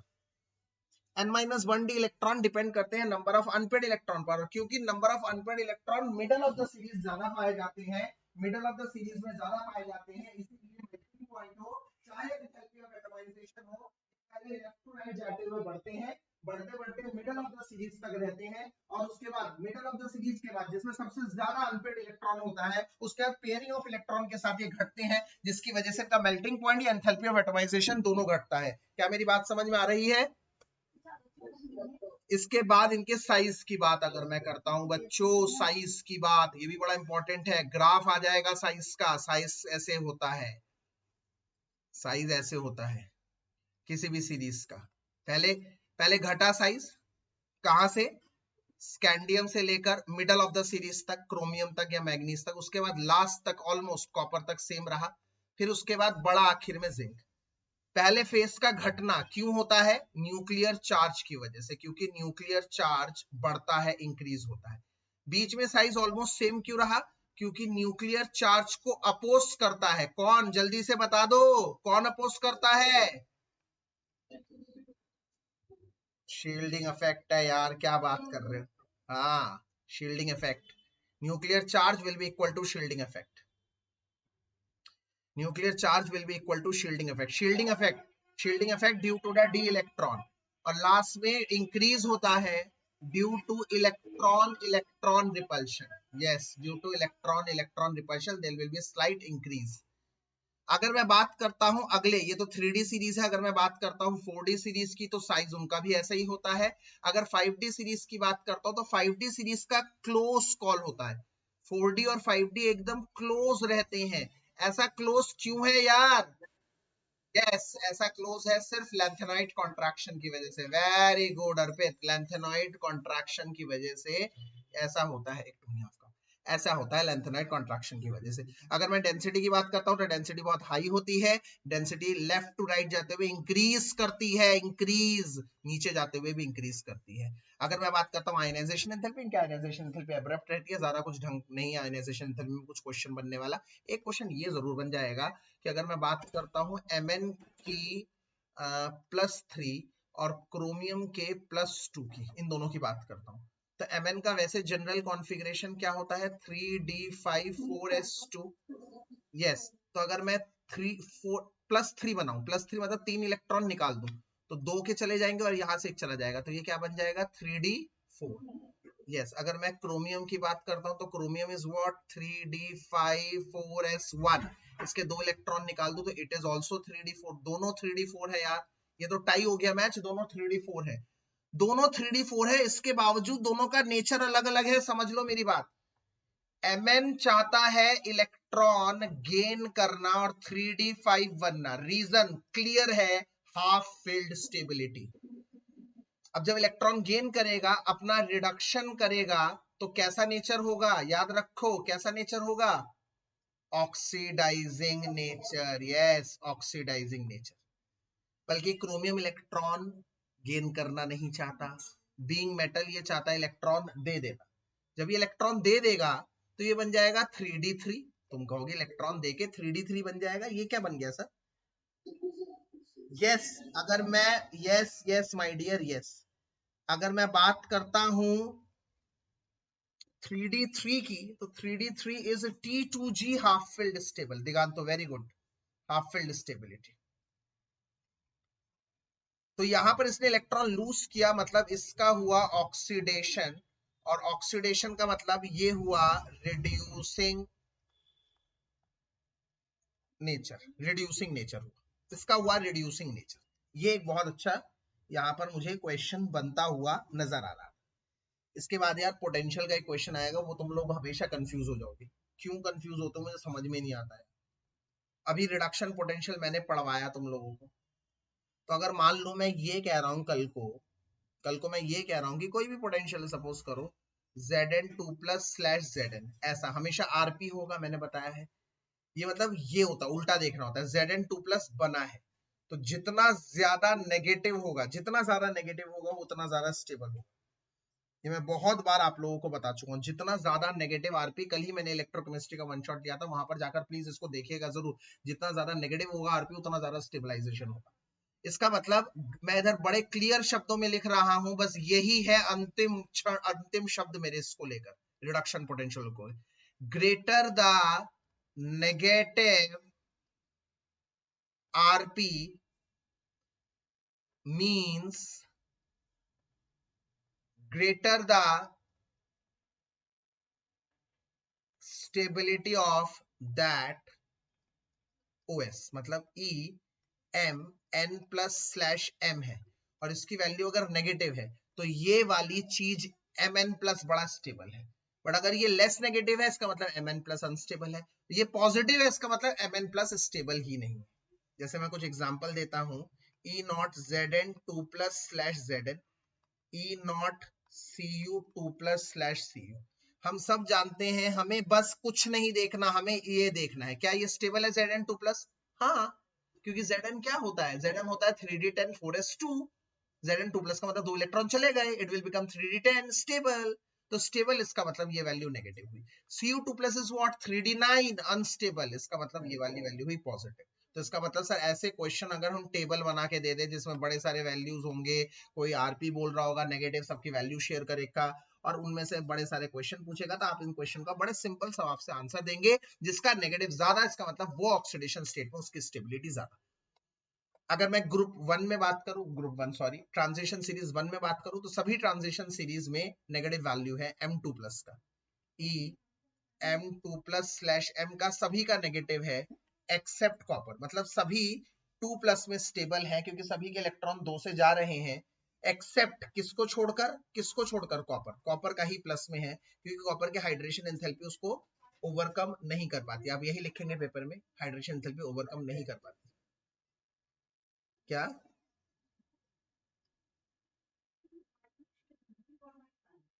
हाँ वो होते हैं, बट यही मेन कॉपर है। फर्स्ट सीरीज की बात हो रही है, फर्स्ट ट्रांजिशन सीरीज की बात। अब ध्यान से सुनिए मेरी बात, उसके हाइड्रेशन एंथैल्पी कॉम्पनसेट नहीं कर पाती। आप ये नहीं लिखेंगे बेटा प्लीज कि वो 3d9 अनस्टेबल है, लिखिए 3d9 अनस्टेबल, इसके साथ भी लिखिए कि हाइड्रेशन एंथैल्पी कॉम्पनसेट नहीं कर पाती उसके लैटिस एंथैल्पी को। इसके अलावा अगर मैं बात करता हूं E not Sc3 plus slash Sc2 plus की, अब स्कैंडियम 2 प्लस में इतना स्टेबल नहीं है जितना 3 प्लस में है। क्यों? क्योंकि स्कैंडियम क्या होता है 3d1 4s2, 2 इलेक्ट्रॉन जाने के बाद ये 3d1 बनता है, इतना अनस्टेबल होता ही नहीं। और 3 मतलब ये इलेक्ट्रॉन भी चला गया तो बड़ा स्टेबल है। इसका मतलब इस केस में भी ये बहुत ज्यादा नेगेटिव वैल्यू होगा, स्टेबल होगा। मतलब इन सारे क्वेश्चनों में यार एक ही चीज है, इस पोजीशन की स्टेबिलिटी को देखना है बस। ये पोजीशन स्टेबल होगा तो वैल्यू नेगेटिव होगी, वैल्यू नेगेटिव है मतलब ये पोजीशन स्टेबल है, वैल्यू पॉजिटिव है मतलब ये पोजीशन स्टेबल नहीं है, अनस्टेबल है। बस ये सारे क्वेश्चन इसी तर्क पे कर रहे हैं।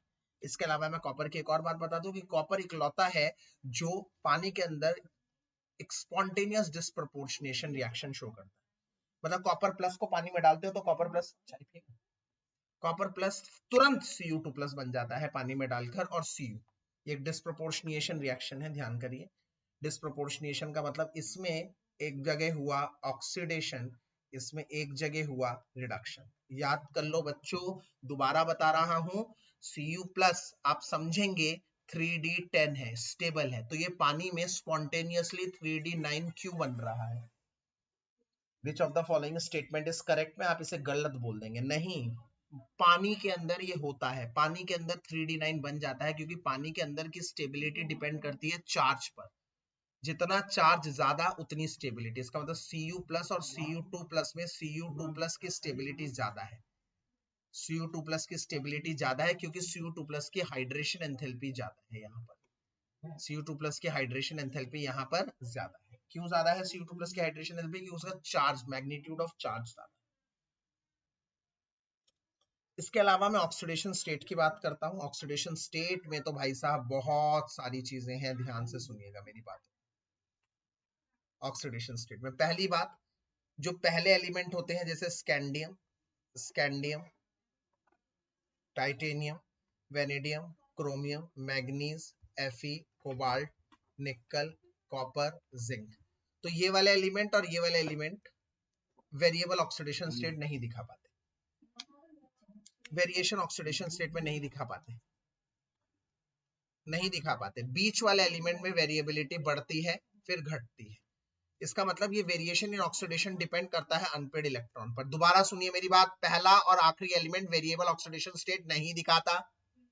स्कैंडियम सिर्फ एक ही तरह का ऑक्सीडेशन स्टेट दिखाता है, स्कैंडियम 3+। मैंने पीछे रीजन बता दिया, क्योंकि तीनों इलेक्ट्रॉन जाने के बाद scandium noble gas configuration attain कर लेता है। जिंक वेरिएबल ऑक्सीडेशन नहीं दिखाता, जिंक सिर्फ एक ही ऑक्सीडेशन स्टेट दिखाता है Zn2+, क्योंकि इसके बाद वो 3D10 बना देता है, 3D10 बना देता है। लेफ्ट टू राइट जाते हुए अनपेड इलेक्ट्रॉनों की संख्या बढ़ती है, अनपेड इलेक्ट्रॉनों की संख्या बढ़ती है तो वेरिएबिलिटी इन ऑक्सीडेशन स्टेट बढ़ता है, वेरिएबिलिटी बढ़ेगी ऑक्सीडेशन स्टेट, वेरिएशन ज्यादा दिखाएगा, तो वेरिएशन अल्टीमेटली कौन दिखाएगा? बीच वाले एलिमेंट्स, क्योंकि उसके अंदर अनपेड इलेक्ट्रॉन ज्यादा है।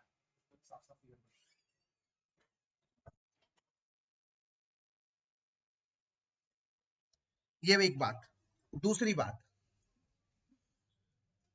बात, ये ऑक्सीडेशन स्टेट ज्यादातर किसमें स्टेबल होते हैं? ऑक्साइड्स में या फ्लोराइड्स में, क्योंकि ये ज्यादा इलेक्ट्रोनेगेटिव होता है। हायर ऑक्सीडेशन स्टेट हमेशा ऑक्साइड और फ्लोराइड में बनाया जाएगा। इसके अलावा याद रखना, मैं आप लोगों को बता दूं, फ्लोराइड भी नहीं होता, ऑक्साइड ही माना जाता है। फ्लोराइड भी नहीं, ऑक्साइड माना जाता है। क्यों? क्योंकि ऑक्साइड, तुम कहोगे sir fluorine is more electronegative, बहुत अच्छा क्वेश्चन बन रहा है। Fluorine is more electronegative oxygen, but yet the higher oxidation states of D block element are shown in their oxides, not in their fluorides. Yes, क्योंकि oxygen has a tendency of forming double bond. मेरी बात ध्यान से सुन लो बेटा दोबारा से। जो elements है ना, जैसे Mn की बात करता हूं, Mn का मैं कहता हूं हाईएस्ट ऑक्साइड कौन सा है? MnO4-, हाईएस्ट फ्लोराइड कौन सा है? MnF4। इसके अंदर इसका +4 है, +7। अरे यार, फ्लोरीन दो मोर इलेक्ट्रोनेगेटिव, वो सबसे बड़ा ऑक्सीडेशन स्टेट +4 ही दिखा पा रहा है, जबकि ऑक्सीजन फ्लोरीन के मुकाबले कम इलेक्ट्रोनेगेटिव, इसके बावजूद वो +7 तक लेके जा रहा है। क्यों? हायर ऑक्सीडेशन स्टेट ऑक्साइड में ही क्यों दिखाए जा रहे हैं? क्योंकि ऑक्सीजन कम मात्रा में ज्यादा ऑक्सीडेशन स्टेट दिखा पाता है, क्योंकि ऑक्सीजन के पास एक ब्रह्मास्त्र है, और वो ब्रह्मास्त्र है डबल बॉन्ड की फॉर्मेशन, जिसकी वजह से कम स्टेरिक हिंड्रेंस में ये कलर ये ऑक्सीडेशन स्टेट शो करते हैं।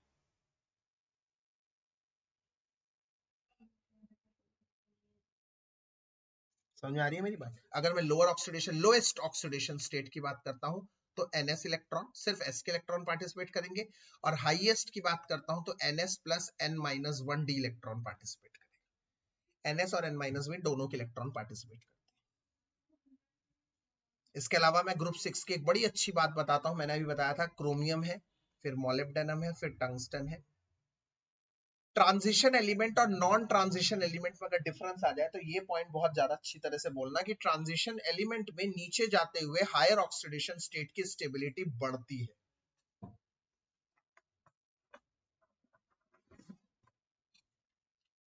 ट्रांजिशन एलिमेंट में क्या होता है? stability of higher oxidation state increases on moving down the group. On moving down the group,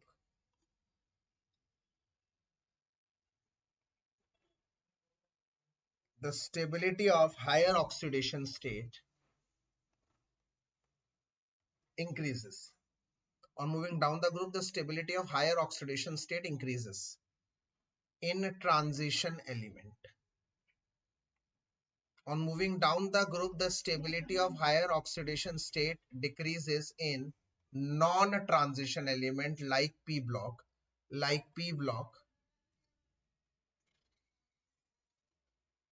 due to inert pair effect. Inert pair effect की वजह से होता है. इसका सबूत क्या है? इसका सबूत है Cr2O7 2 नेगेटिव है, MoO3 और WO3 या फिर Cr2O3.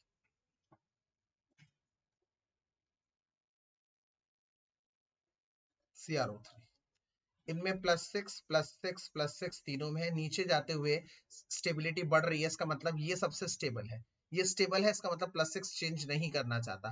CrO3+ सबसे अनस्टेबल है, इसलिए ये +3 में करना चाहता है, इसलिए ये ऑक्सीडाइजिंग एजेंट की तरह काम करता है. MO3 भी ऑक्सीडाइजिंग एजेंट की तरह काम करता है, +3 बनना चाहता है, क्योंकि दोनों ही T2G3 बनते हैं, T2G हाफ फील्ड स्टेबल बनते हैं. तो अच्छा ऑक्सीडाइजिंग एजेंट कौन है? CrO3. उसके बाद MoO3. WO3 ऑक्सीडाइजिंग एजेंट है ही नहीं, क्योंकि WO3 +6 में स्टेबल होता है, क्योंकि नीचे आते हुए +6 से स्टेबिलिटी बढ़ रही है.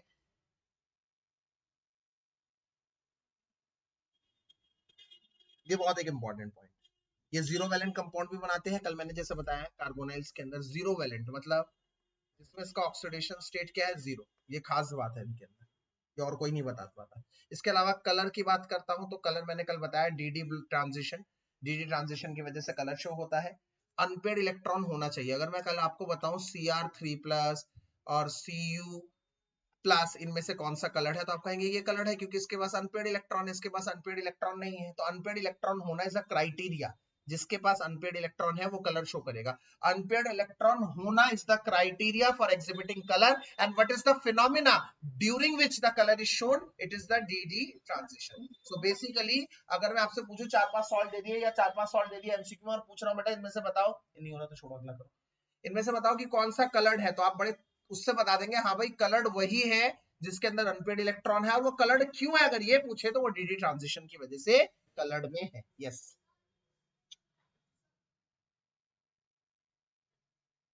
इसके अलावा मैं मैग्नेटिक कैरेक्टर, अच्छा इसमें एक और मैंने कल चीज बताई थी, याद है ना? KMnO4 और K2Cr2O7 याद है? ये कलर्ड है. ये कलर्ड क्यों है? ये कलर्ड है DD ट्रांजिशन की वजह से नहीं, LMCD की वजह से, ligand to metal charge transfer की वजह से. इसके बाद मैंने मैग्नेटिक प्रॉपर्टी का फार्मूला बताया NN+2 बोहर मैग्नेटॉन. मेरी बुकलेट में थोड़ा सा मिसप्रिंट है, NN+1 लिखा हुआ, उसे ठीक कर लेना. इसके बाद ये अच्छे कॉम्प्लेक्स बनाते हैं, इंटरस्टिशियल कंपाउंड्स बनाते हैं. और बात रही कैटलिस्ट की, फिर अगली बड़ी important, they are very good catalyst. Why now they are better good catalyst? ये क्यों अच्छे कैटलिस्ट? हर अच्छे कैटलिस्ट में 3 प्रॉपर्टी होती है. अगर आप मुझसे पूछते हैं एक अच्छा कैटलिस्ट के 3 अहम प्रॉपर्टीज बताओ, तो एक अच्छे कैटलिस्ट की 3 प्रॉपर्टीज कौन कौन सी है? पहला, एक अच्छे कैटलिस्ट के अंदर होना चाहिए large surface area. Large surface area होगा तो एक ही बारी में वो बहुत सारा रिएक्शन कैटलाइज करेगा. दूसरा, वो अनस्टेबल इंटरमीडिएट बनाने चाहिए. अनस्टेबल इंटरमीडिएट याद रखना, अगर स्टेबल इंटरमीडिएट बनाएगा तो क्या होगा? प्रोडक्ट वहीं खत्म हो जाएगा. तो प्रोडक्ट बनने के लिए अनस्टेबल इंटरमीडिएट होना चाहिए. और तीसरा, वेरिएबल OS होना चाहिए, ऑक्सीडेशन स्टेट. अगर मैं इन तीनों की बात करूं, ये तीनों डी ब्लॉक एलिमेंट दिखाते हैं. डी ब्लॉक एलिमेंट का साइज छोटा होता है. साइज छोटा होता तो याद रखना सरफेस एरिया बड़ा होता है. जितना साइज छोटा होगा सरफेस एरिया उतना बड़ा होगा. साइज छोटा तो सरफेस एरिया बड़ा. अनस्टेबल इंटरमीडिएट ये बनाते हैं, वेरिएबल ऑक्सीडेशन अलग अलग तरह के ऑक्सीडेशन स्टेट ये शो करते हैं. एलॉय फॉर्मेशन की बात करता हूं तो अच्छे एलॉय बनाते हैं. मेरा प्लीज बुकलेट रेफर करो, एक बार चार्ट देख लेना. अब आते हैं सबसे अहम पार्ट पर इस चैप्टर के, जिसके लिए मैं इंतजार कर रहा था, वो है कंपाउंड्स. कंपाउंड्स में पहला कंपाउंड बच्चों आता है K2Cr2O7, K2Cr2O7। मैं सभी बच्चों से ना अनुरोध करूंगा, वो ये कंपाउंड्स की रिएक्शन पानी की तरह पी जाए, पानी की तरह पी जाए। एक मुझे इसमें लग रहा है ग्राफ बेस्ड क्वेश्चन आ सकता है, जैसे साइज का बता दिया, या फिर मेल्टिंग पॉइंट का। याद है ना, मेल्टिंग पॉइंट में एक सडन डिप देखी जाती है। सडन डिप कहाँ देखी जाती है? एमएन के केस में।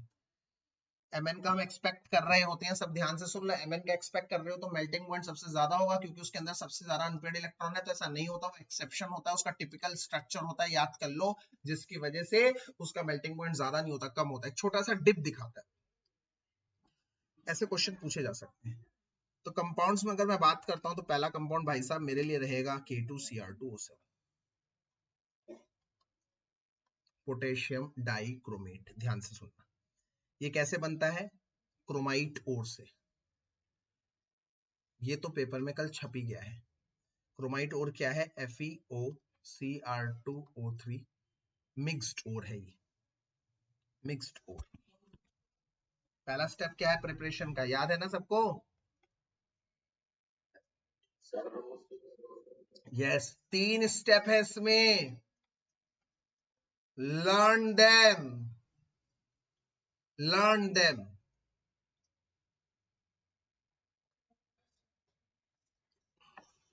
उसे लर्न कर लेना है। पहला स्टेप, 4 ओर, इसको FeCr2O4 भी बोल सकता हूं एक साथ। 8 बेस और एक कम ऑक्सीजन क्या देता है? 8 Na2CrO4 प्लस 2 Fe2O3 और 8 CO2 बॉयल ऑफ हो जाता है।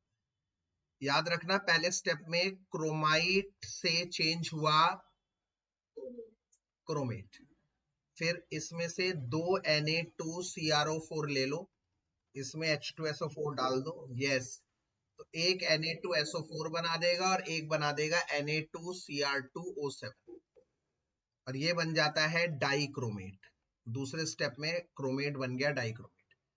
फिर Na2Cr2O7 को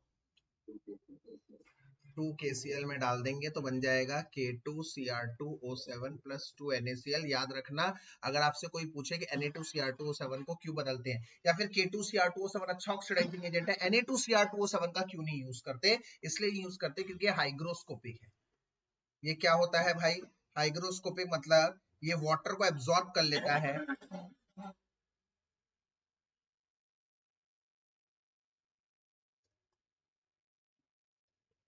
absorbs water from moisture and forms lump. Lump बना लेता है, ढीले बना लेता है, इसलिए हम Na2CrO4 को या सोडियम सॉल्ट को यूज नहीं करते। इसके अलावा भाई साहब अगली चीज मैं बता दूं तो वो है स्ट्रक्चर। याद कर लो सारे, ये है क्रोमेट का स्ट्रक्चर, टेट्राहेड्रल। यहाँ पर सारे स्ट्रक्चर का नाम एक ही है, टेट्राहेड्रल। ये है क्रोमेट, इसका कलर है भैया येलो।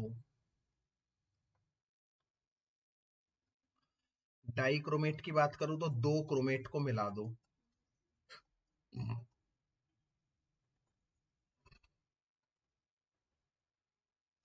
ये है डाइक्रोमेट, ये है ऑरेंज कलर। अगर आप ध्यान से देखें तो क्रोमेट है CrO4 माइनस 2 माइनस, इसका ऑक्सीडेशन स्टेट +6, Cr2O7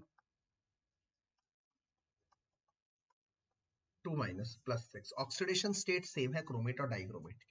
इसके अलावा यहाँ सारे बॉन्ड लेंथ बराबर हैं। ये बहुत अच्छा क्वेश्चन कल के पेपर में मुझे आता हुआ दिख रहा है। यहाँ पर ये तीनों बराबर हैं, याद रखना। यहाँ पर ये तीनों बराबर हैं, ये वाला बॉन्ड बराबर नहीं है। तो अगर आपसे कोई पूछे कि कितने बॉन्ड लेंथ बराबर है डाइक्रोमेट में, 6, 3 इधर 3 इधर 6, क्रोमेट में 4।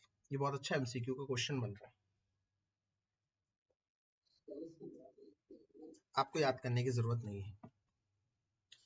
इसके अलावा इसकी केमिकल प्रॉपर्टीज की बात करते हो भैया, एक केमिकल प्रॉपर्टी बड़ी अहम निकल कर आती है, वो ये कि ये ऑक्सीडाइजिंग एजेंट की तरह काम करता है, but only in acidic medium, क्योंकि एसिडिक मीडियम में ये बन जाता है क्या बच्चों?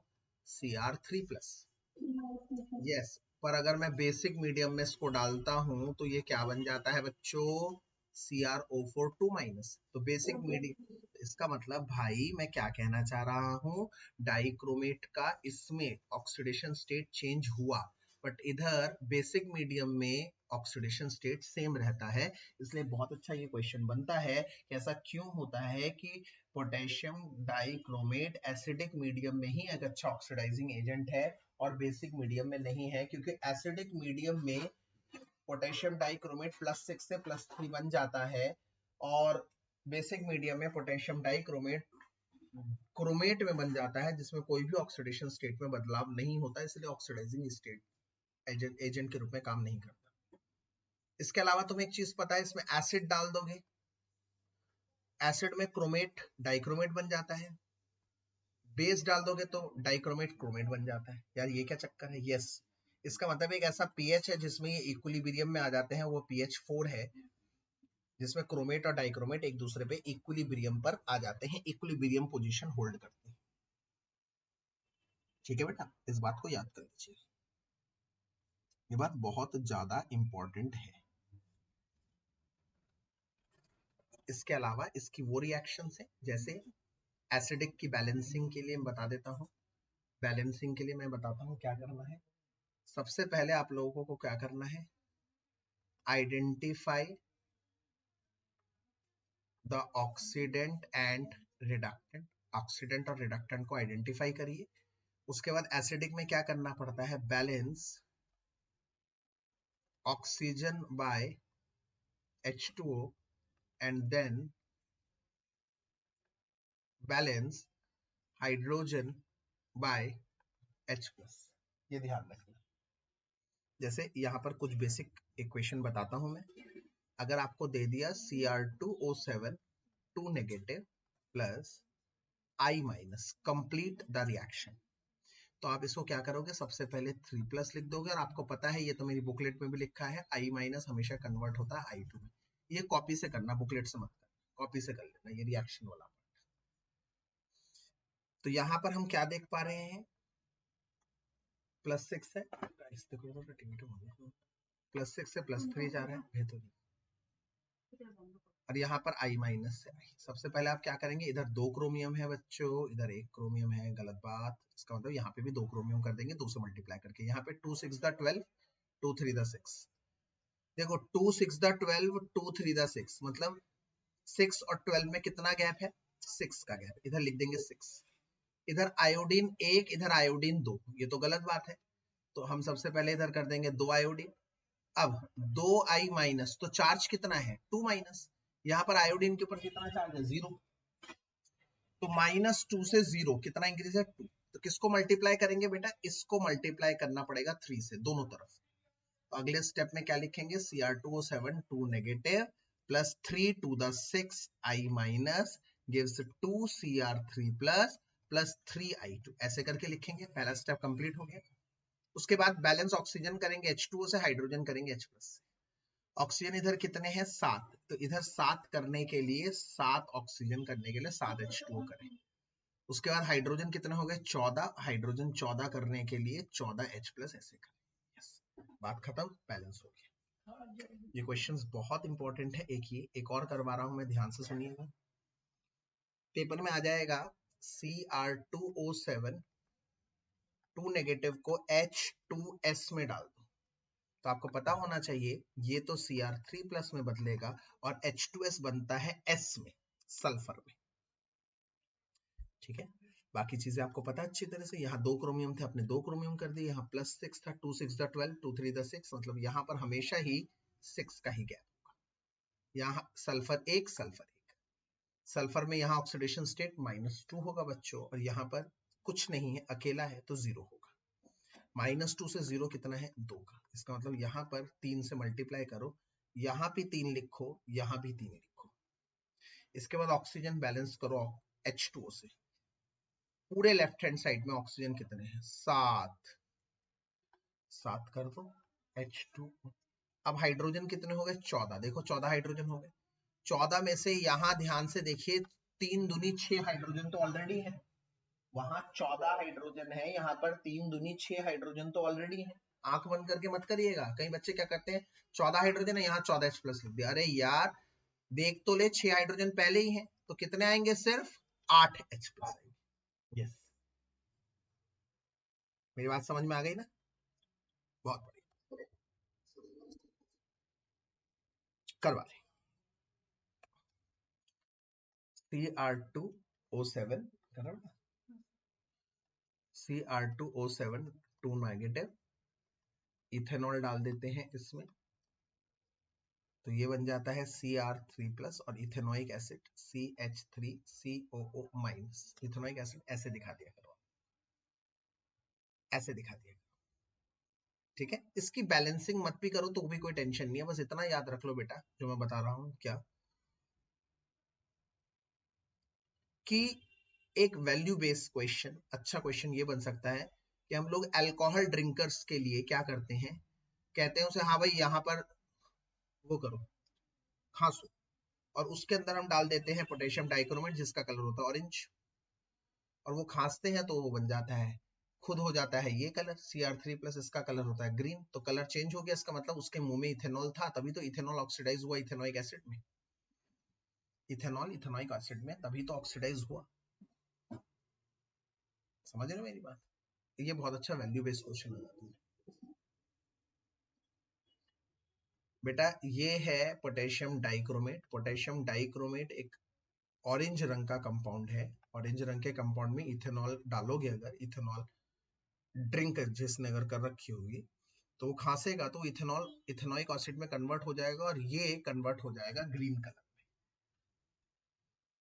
Cr3 प्लस में, जिससे आइडेंटिफिकेशन हो जाएगी, ठीक है। इसके बाद बात करते हैं KMnO4। KMnO4 बनता किससे है? KMnO4 बनता है ब्लैक, उधर भी ब्लैक कलर का, यस इधर भी पाइरुलुसाइड। जितना खतरनाक इसका नाम है आप जानते हैं, ये उतना ही आसान है। MnO2 इसका नाम है, मैग्नीज डाइऑक्साइड।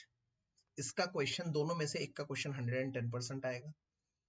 मैंने आपको रिएक्शन लिखवा रखी है, याद करिए कैसे ये होगा। पहले स्टेप में क्या होता है, पहले स्टेप में क्या होता है, पहले स्टेप में होता है रोस्टिंग। 2MnO2 जब 4KOH और O2 में होते हैं तो ये बनते हैं 2K2MnO4 और निकलते हैं 2H2। फिर इस K2MnO4 को क्लोरीन गैस से पास कर दिया जाता है, सबसे इजी है, तो KMnO4 बनता है और KCl निकलता है। बैलेंस कॉफिशिएंट 7 के साथ याद करिएगा, मैंने आपको बताया है। इसकी अगर मैं प्रॉपर्टीज की बात करता हूं तो स्ट्रक्चर इधर भी Mn का O O O O tetrahedral ही रहता है। मैग्नेट की बात करता हूं तो मैग्नेट में 2 है, ये है पोटेशियम मैग्नेट, ये है पोटेशियम पर मैग्नेट। ये है मैग्नेट, ग्रीन कलर का होता है, और मैग्नेट में 2 ऑक्सीजन पे होते हैं डबल बॉन्ड, और पर मैग्नेट में 3 ऑक्सीजन पे डबल बॉन्ड होते हैं। कोई भी 3 ऑक्सीजन, उससे कोई फर्क नहीं पड़ता। एक माइनस, क्योंकि उसमें 2 ऑक्सीजन होते हैं, इसमें 1 ऑक्सीजन होता है। इसे कहते हैं पर मैग्नेट। एक तो जब आप होल पे दिखाया करें तो होल पे ना दिखाया करें जब आपने डबल बॉन्ड बना दिया, इस केस में नेगेटिव नेगेटिव ऐसे बनाएंगे। इसके बाद अगर मैं बात करता हूं इसके कलर की, तो ये कलर पर्पल कलर का है और ये टाइट्रेशन में यूज होता है।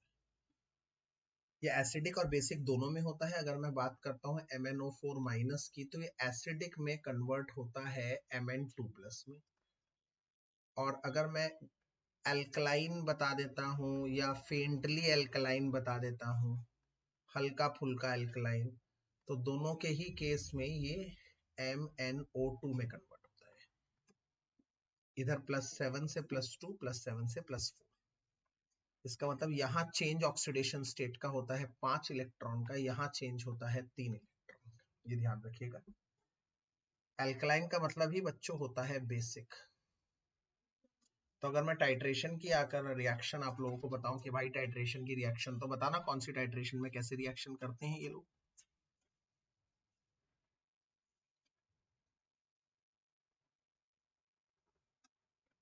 तो आप टाइट्रेशन की रिएक्शन को कैसे बताएंगे? MnO4 माइनस Fe2+ है और एसिडिक मीडियम में होता है। यहाँ H+ लिखा जाए, ये H+ इसीलिए लिखा आ गया ताकि आपको पता लग जाए मीडियम है या नहीं। अच्छा ठीक है, फिर मत करो। H+ तो सिर्फ आपका यही रोल है, इसे हटा देंगे आप। H+ या OH- लिखा होगा तो हम हटा देंगे। उसके बाद ऐसा माइनस जब भी लिखा होता है आप पूरे पे लिखेंगे, ये नियम है भाई। इस पे करने की जरूरत नहीं क्योंकि एक ही एटम है। इसके बाद इधर क्या करेंगे आप, इधर इसका ऑक्सीडेशन स्टेट क्या है +7। आपको पता है एसिडिक मीडियम में ये क्या बनता है +2 और वो क्या बनता है Fe3+। फेरस से फेरिक, पेपर में आ जाएगा फेरस से फेरिक बना के दिखाओ जरा। Fe2+ से Fe3+, खुद करना है ये सब काम। तो यहाँ Mn 1 है, यहाँ Mn 1 है, 7 से 2 मतलब 5 का गैप है, Fe 1 है, Fe 1 है, 2 से 1 1 का गैप है, तो इसको 5 से मल्टीप्लाई करना है, दोनों तरफ 5 से मल्टीप्लाई कर दिया। इसके बाद ऑक्सीजन को H2O से, यहाँ ऑक्सीजन है रिएक्टेंट की साइड 4, यहाँ एक भी ऑक्सीजन नहीं तो 4 H2O कर दिया, हाइड्रोजन 8 हो गई, यहाँ एक भी हाइड्रोजन नहीं, हाइड्रोजन के लिए 8 हाइड्रोजन के लिए 8 H+ कर। वेरी इजी, कोई दिक्कत वाली बात नहीं है, कहीं पे कोई दिक्कत वाली बात नहीं। अगर मैं बेसिक मीडियम की बात करता हूं तो बेसिक मीडियम में आपको क्या करना है जो मैं बता रहा हूं, सबसे पहला स्टेप तो वही है, बैलेंस करना है ऑक्सीडेशन और रिडक्शन को। बट उसके बाद सेकेंड स्टेप में यहां पर बैलेंस करना है चार्ज को, जो चार्ज गिवन है क्वेश्चन में। ये जैसे ये चार्ज आपने खुद निकाला है, इसकी बात नहीं हो रही। ये चार्ज देखिए, ये चार्ज गिवन है क्वेश्चन में, तो balance charge given with OH- and उसके बाद then balance oxygen bye H2, उसके बाद ऑक्सीजन को H2O से बैलेंस करें। जैसे क्वेश्चन आ जाएगा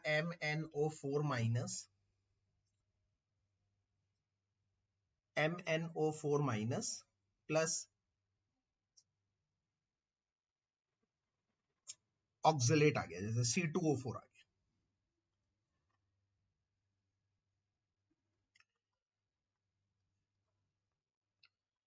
तो ये बनेगा MnO2 plus CO2। Basic medium में है, चलो बेसिक मीडियम में, तो बेसिक मीडियम में करने से लिए MnO2 कर दिया तुम। इधर क्या है +7, Mn 1 है, Mn 1 है, इधर +4, 3 का गया।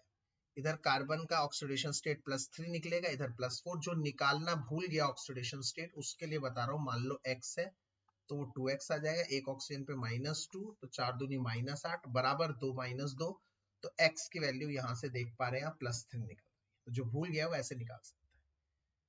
जैसे एक और बार देख लीजिए, CO2 में X मान लिया, एक ऑक्सीजन का -2, 2 to the -4 इक्वल टू में कोई चार्ज नहीं दे रखा, X की वैल्यू +4।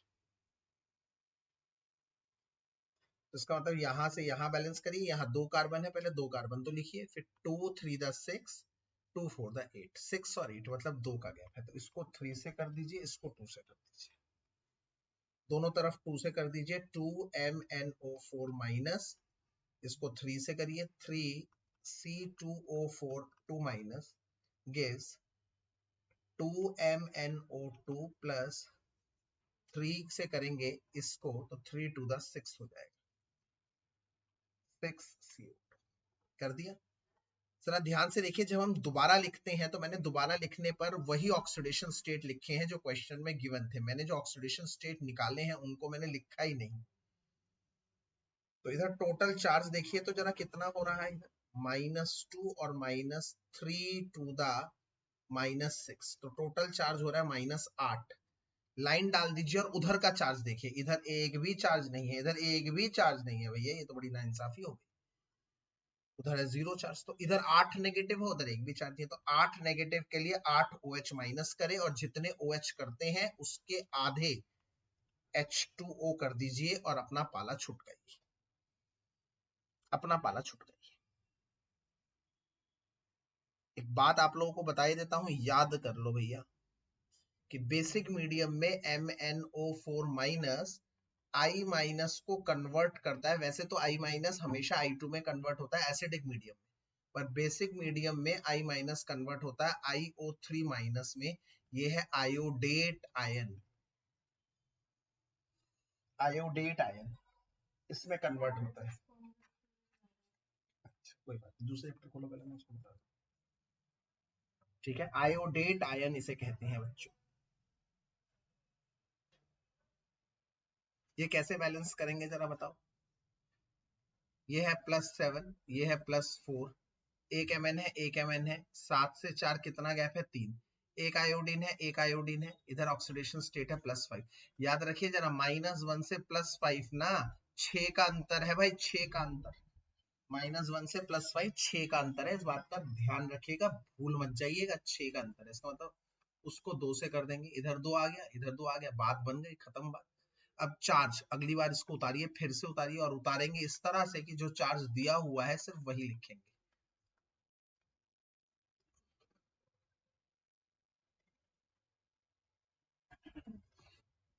इधर टोटल नेगेटिव चार्ज कितना दिख रहा है आपको, इधर -2 और इधर -1 आयोडीन पे, नेगेटिव चार्ज है -3, उधर कितना दिख रहा है, सिर्फ -1 दिख रहा है। इसका मतलब उधर 2 कम दिख रहे हैं मुझे, इधर 2 कम दिख रहे हैं, तो भैया 2 OH माइनस डाल दीजिए, और 2 OH डाले हैं तो एक H2O कर दीजिए, उसका आधा H2, उसका आधा H2। याद रखना, ये भी पूछ सकता है, जैसे मैंने Fe2+ वाला बताया था, ये है फेरस, तो फेरस का कलर होता है ग्रीन, वो चेंज हो जाता है फेरिक में, फेरिक का कलर होता है येलो। ऐसे भी क्वेश्चन पूछ सकता है भाई, इस पे भी थोड़ा सा अपना कमांड रखिएगा।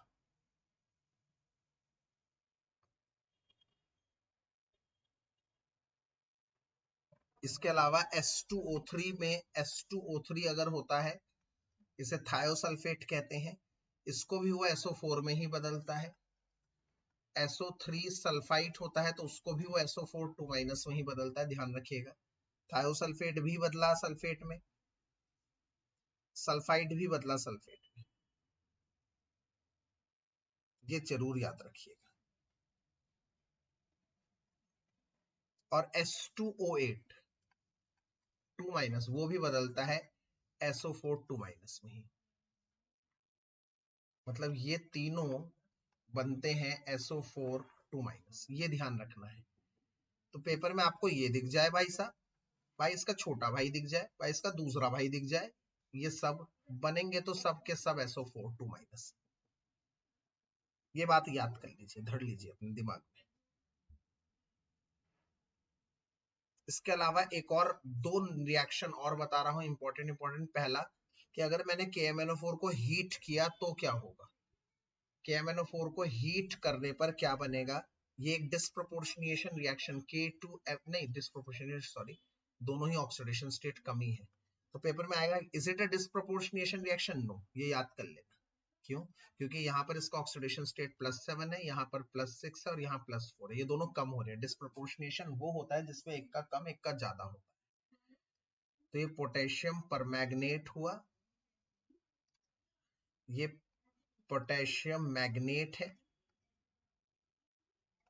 ये MnO2 manganese dioxide, manganese dioxide, ध्यान रखिएगा, इस तरह से सिस्टम चलता है।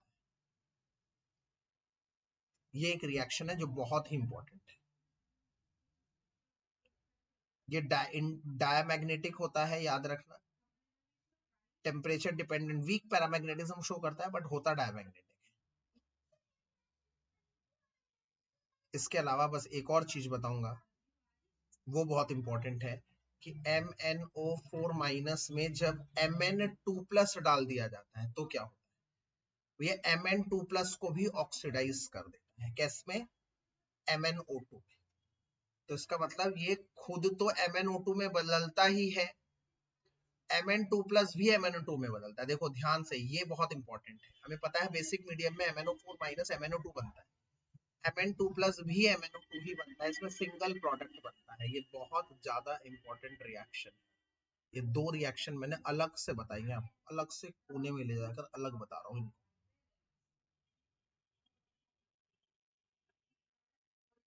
टाइट्रेशन के समय हाइड्रोक्लोरिक एसिड नहीं लिया जाता, ये मैं आपको पहले ही बता चुका हूँ, क्योंकि MnO4 माइनस में अगर तुम Cl माइनस डाल दो तो वो क्या कर देता है, वो खुद तो ऑक्सीडाइज हो जाता है, Mn2 रिड्यूस हो जाता है और इसको ऑक्सीडाइज कर देता है। तो इसका मतलब HCl हाइड्रोक्लोरिक एसिड का टाइट्रेशन में इस्तेमाल नहीं किया जाता। क्यों नहीं इस्तेमाल किया जाता? क्योंकि वो ऑक्सीडाइज होकर क्लोरीन में बदल जाता है। इसके अलावा बेटा पोटेशियम परमैंगनेट का यूज जरूर कर लेना। ऑक्सीडेंट यूज होता है, ब्लीचिंग वूल एंड कॉटन में यूज करता है, डिकलराइजेशन ऑफ ऑयल्स में भी इसका इस्तेमाल होता है। ऑयल को डिकलराइज करने में इसका मदद किया जाता है। ठीक है ना, एनसीईआरटी में दिया हुआ है, यूज जरूर कर लेना, KMnO4 और K2Cr2O7।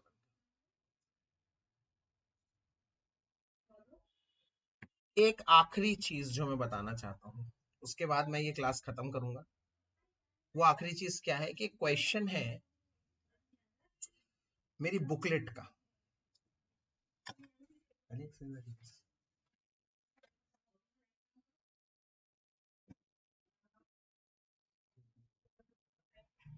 मेरी बुकलेट का एक क्वेश्चन है,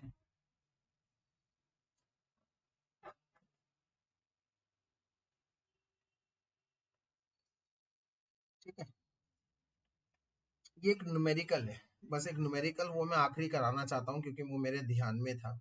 उसके अलावा मुझे एक और चीज, सॉल्यूशन का न्यूमेरिकल बता रहा हूँ। इसके बाद एक और चीज भी थी कि एक सॉल्यूशन है, solution becomes warm on formation, गर्म हो रहा है, तो किस टाइप का डेविएशन वो दिखा रहा है?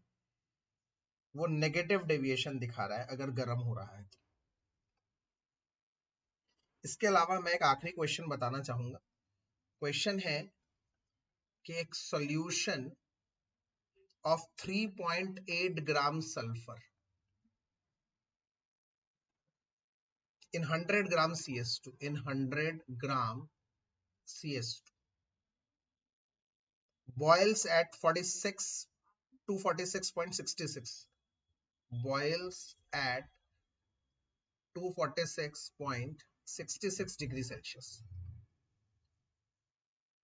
बट उसका अपना बॉइलिंग पॉइंट क्या है, ओरिजिनल बॉइलिंग पॉइंट क्या है, T नॉट भी क्या है, 246.30 डिग्री सेल्सियस। तो कह रहा है what is the formula of sulphur, what is the formula of sulphur. ऐसा ही एक क्वेश्चन और भी है जिसमें फिनॉल होता है, फार्मूला पूछता है, इस तरह के क्वेश्चन और भी है। तो ऐसे क्वेश्चंस को कैसे करा जाता है, आप इनको नॉर्मल कैसे करेंगे, delta TF is equals to KF into M से करेंगे नॉर्मल। और याद रखिएगा सल्फर का मोलर मास निकालिएगा, याद रखिएगा मैं कह रहा हूं सल्फर का मोलर मास, और यहां से सल्फर का मोलर मास जो निकलेगा, मोलर मास जो निकलेगा वो निकलेगा 256 अराउंड। और फिर सल्फर का वैसे मास कितना होता है 36, उन दोनों को डिवाइड करोगे आएगा 8, तो यहां पर इसका मतलब सल्फर का फार्मूला है S8।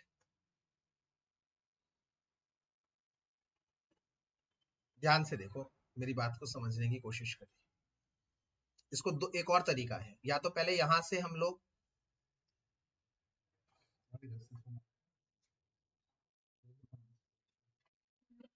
यहां से, एक तो ये नॉर्मल तरीका था, या फिर एक दूसरा तरीका है, let the mass, let the formula of sulphur is SX, जब भी ऐसे कहे SX मान लो, ठीक है। फिर अपना सवाल करो, जैसे 3.8 ग्राम सल्फर कह रहा है, डाल रहे हैं। अब सल्फर का मोलर मास कितना है, एक सल्फर का मोलर मास वो देगा 32 देगा सल्फर का मोलर मास। तो यहां पर आपने कितने लिए हैं, सल्फर का फार्मूला क्या माना था आपने, SX। तो अगर एक सल्फर का मास 32 है तो एक्स सल्फर का मास कितना होगा, 32x। 100 ग्राम CS2 में डाला जा रहा है, दोबारा यही वाला फार्मूला डालोगे डेल्टा टीएफ कितना हो जाएगा, इन दोनों को माइनस करके 246.66 माइनस 246.30 आप जानते हैं 0.36 आ जाएगा। केएफ दे रखा होगा CS2 का, यहां पर नहीं दे रखा बट वो दे रखा होगा। और m क्या होता है, given mass 3.8, molar mass 32x upon में 100 अपॉन में 1000। इसको सॉल्व कर कर आप लोगों का x आ जाएगा 8। तो ये फार्मूले वाले क्वेश्चन ऐसे करे जाते हैं, फार्मूले वाले क्वेश्चन ऐसे करे जाते हैं। एक और क्वेश्चन मुझे याद आ रहा है, उसमें क्या है कि अगर कह रहा है एक सोल्यूशन है जिसका बॉइलिंग पॉइंट बढ़ रहा है, सॉल्यूट है, और एक का कह रहा है बॉइलिंग पॉइंट कम, फ्रीजिंग पॉइंट कम हो रहा है, मतलब एक्चुअली वो कनेक्ट कर रहा है डेल्टा टीबी को डेल्टा टीएफ से, कुछ ऐसा क्वेश्चन आ सकता है। ठीक है, कितना बॉइलिंग पॉइंट में बढ़ावट आ गई एक सॉल्यूट डालकर, तो उससे आप वहां से delta Tf is equals to Kb दे रखा होगा, वहां से आप क्या निकाल सकते हैं, मोलैलिटी निकाल सकते हैं। फिर उसका डेल्टा टीएफ पूछ रहा होगा तो डेल्टा टीएफ क्या होगा, केएफ इंटू मोलैलिटी। तो यहाँ पर केएफ पता होगा, वो मोलैलिटी को यहाँ डाल देंगे तो यहाँ से डेल्टा टीएफ पता लग जाएगा। ऐसे क्वेश्चन भी आते हैं।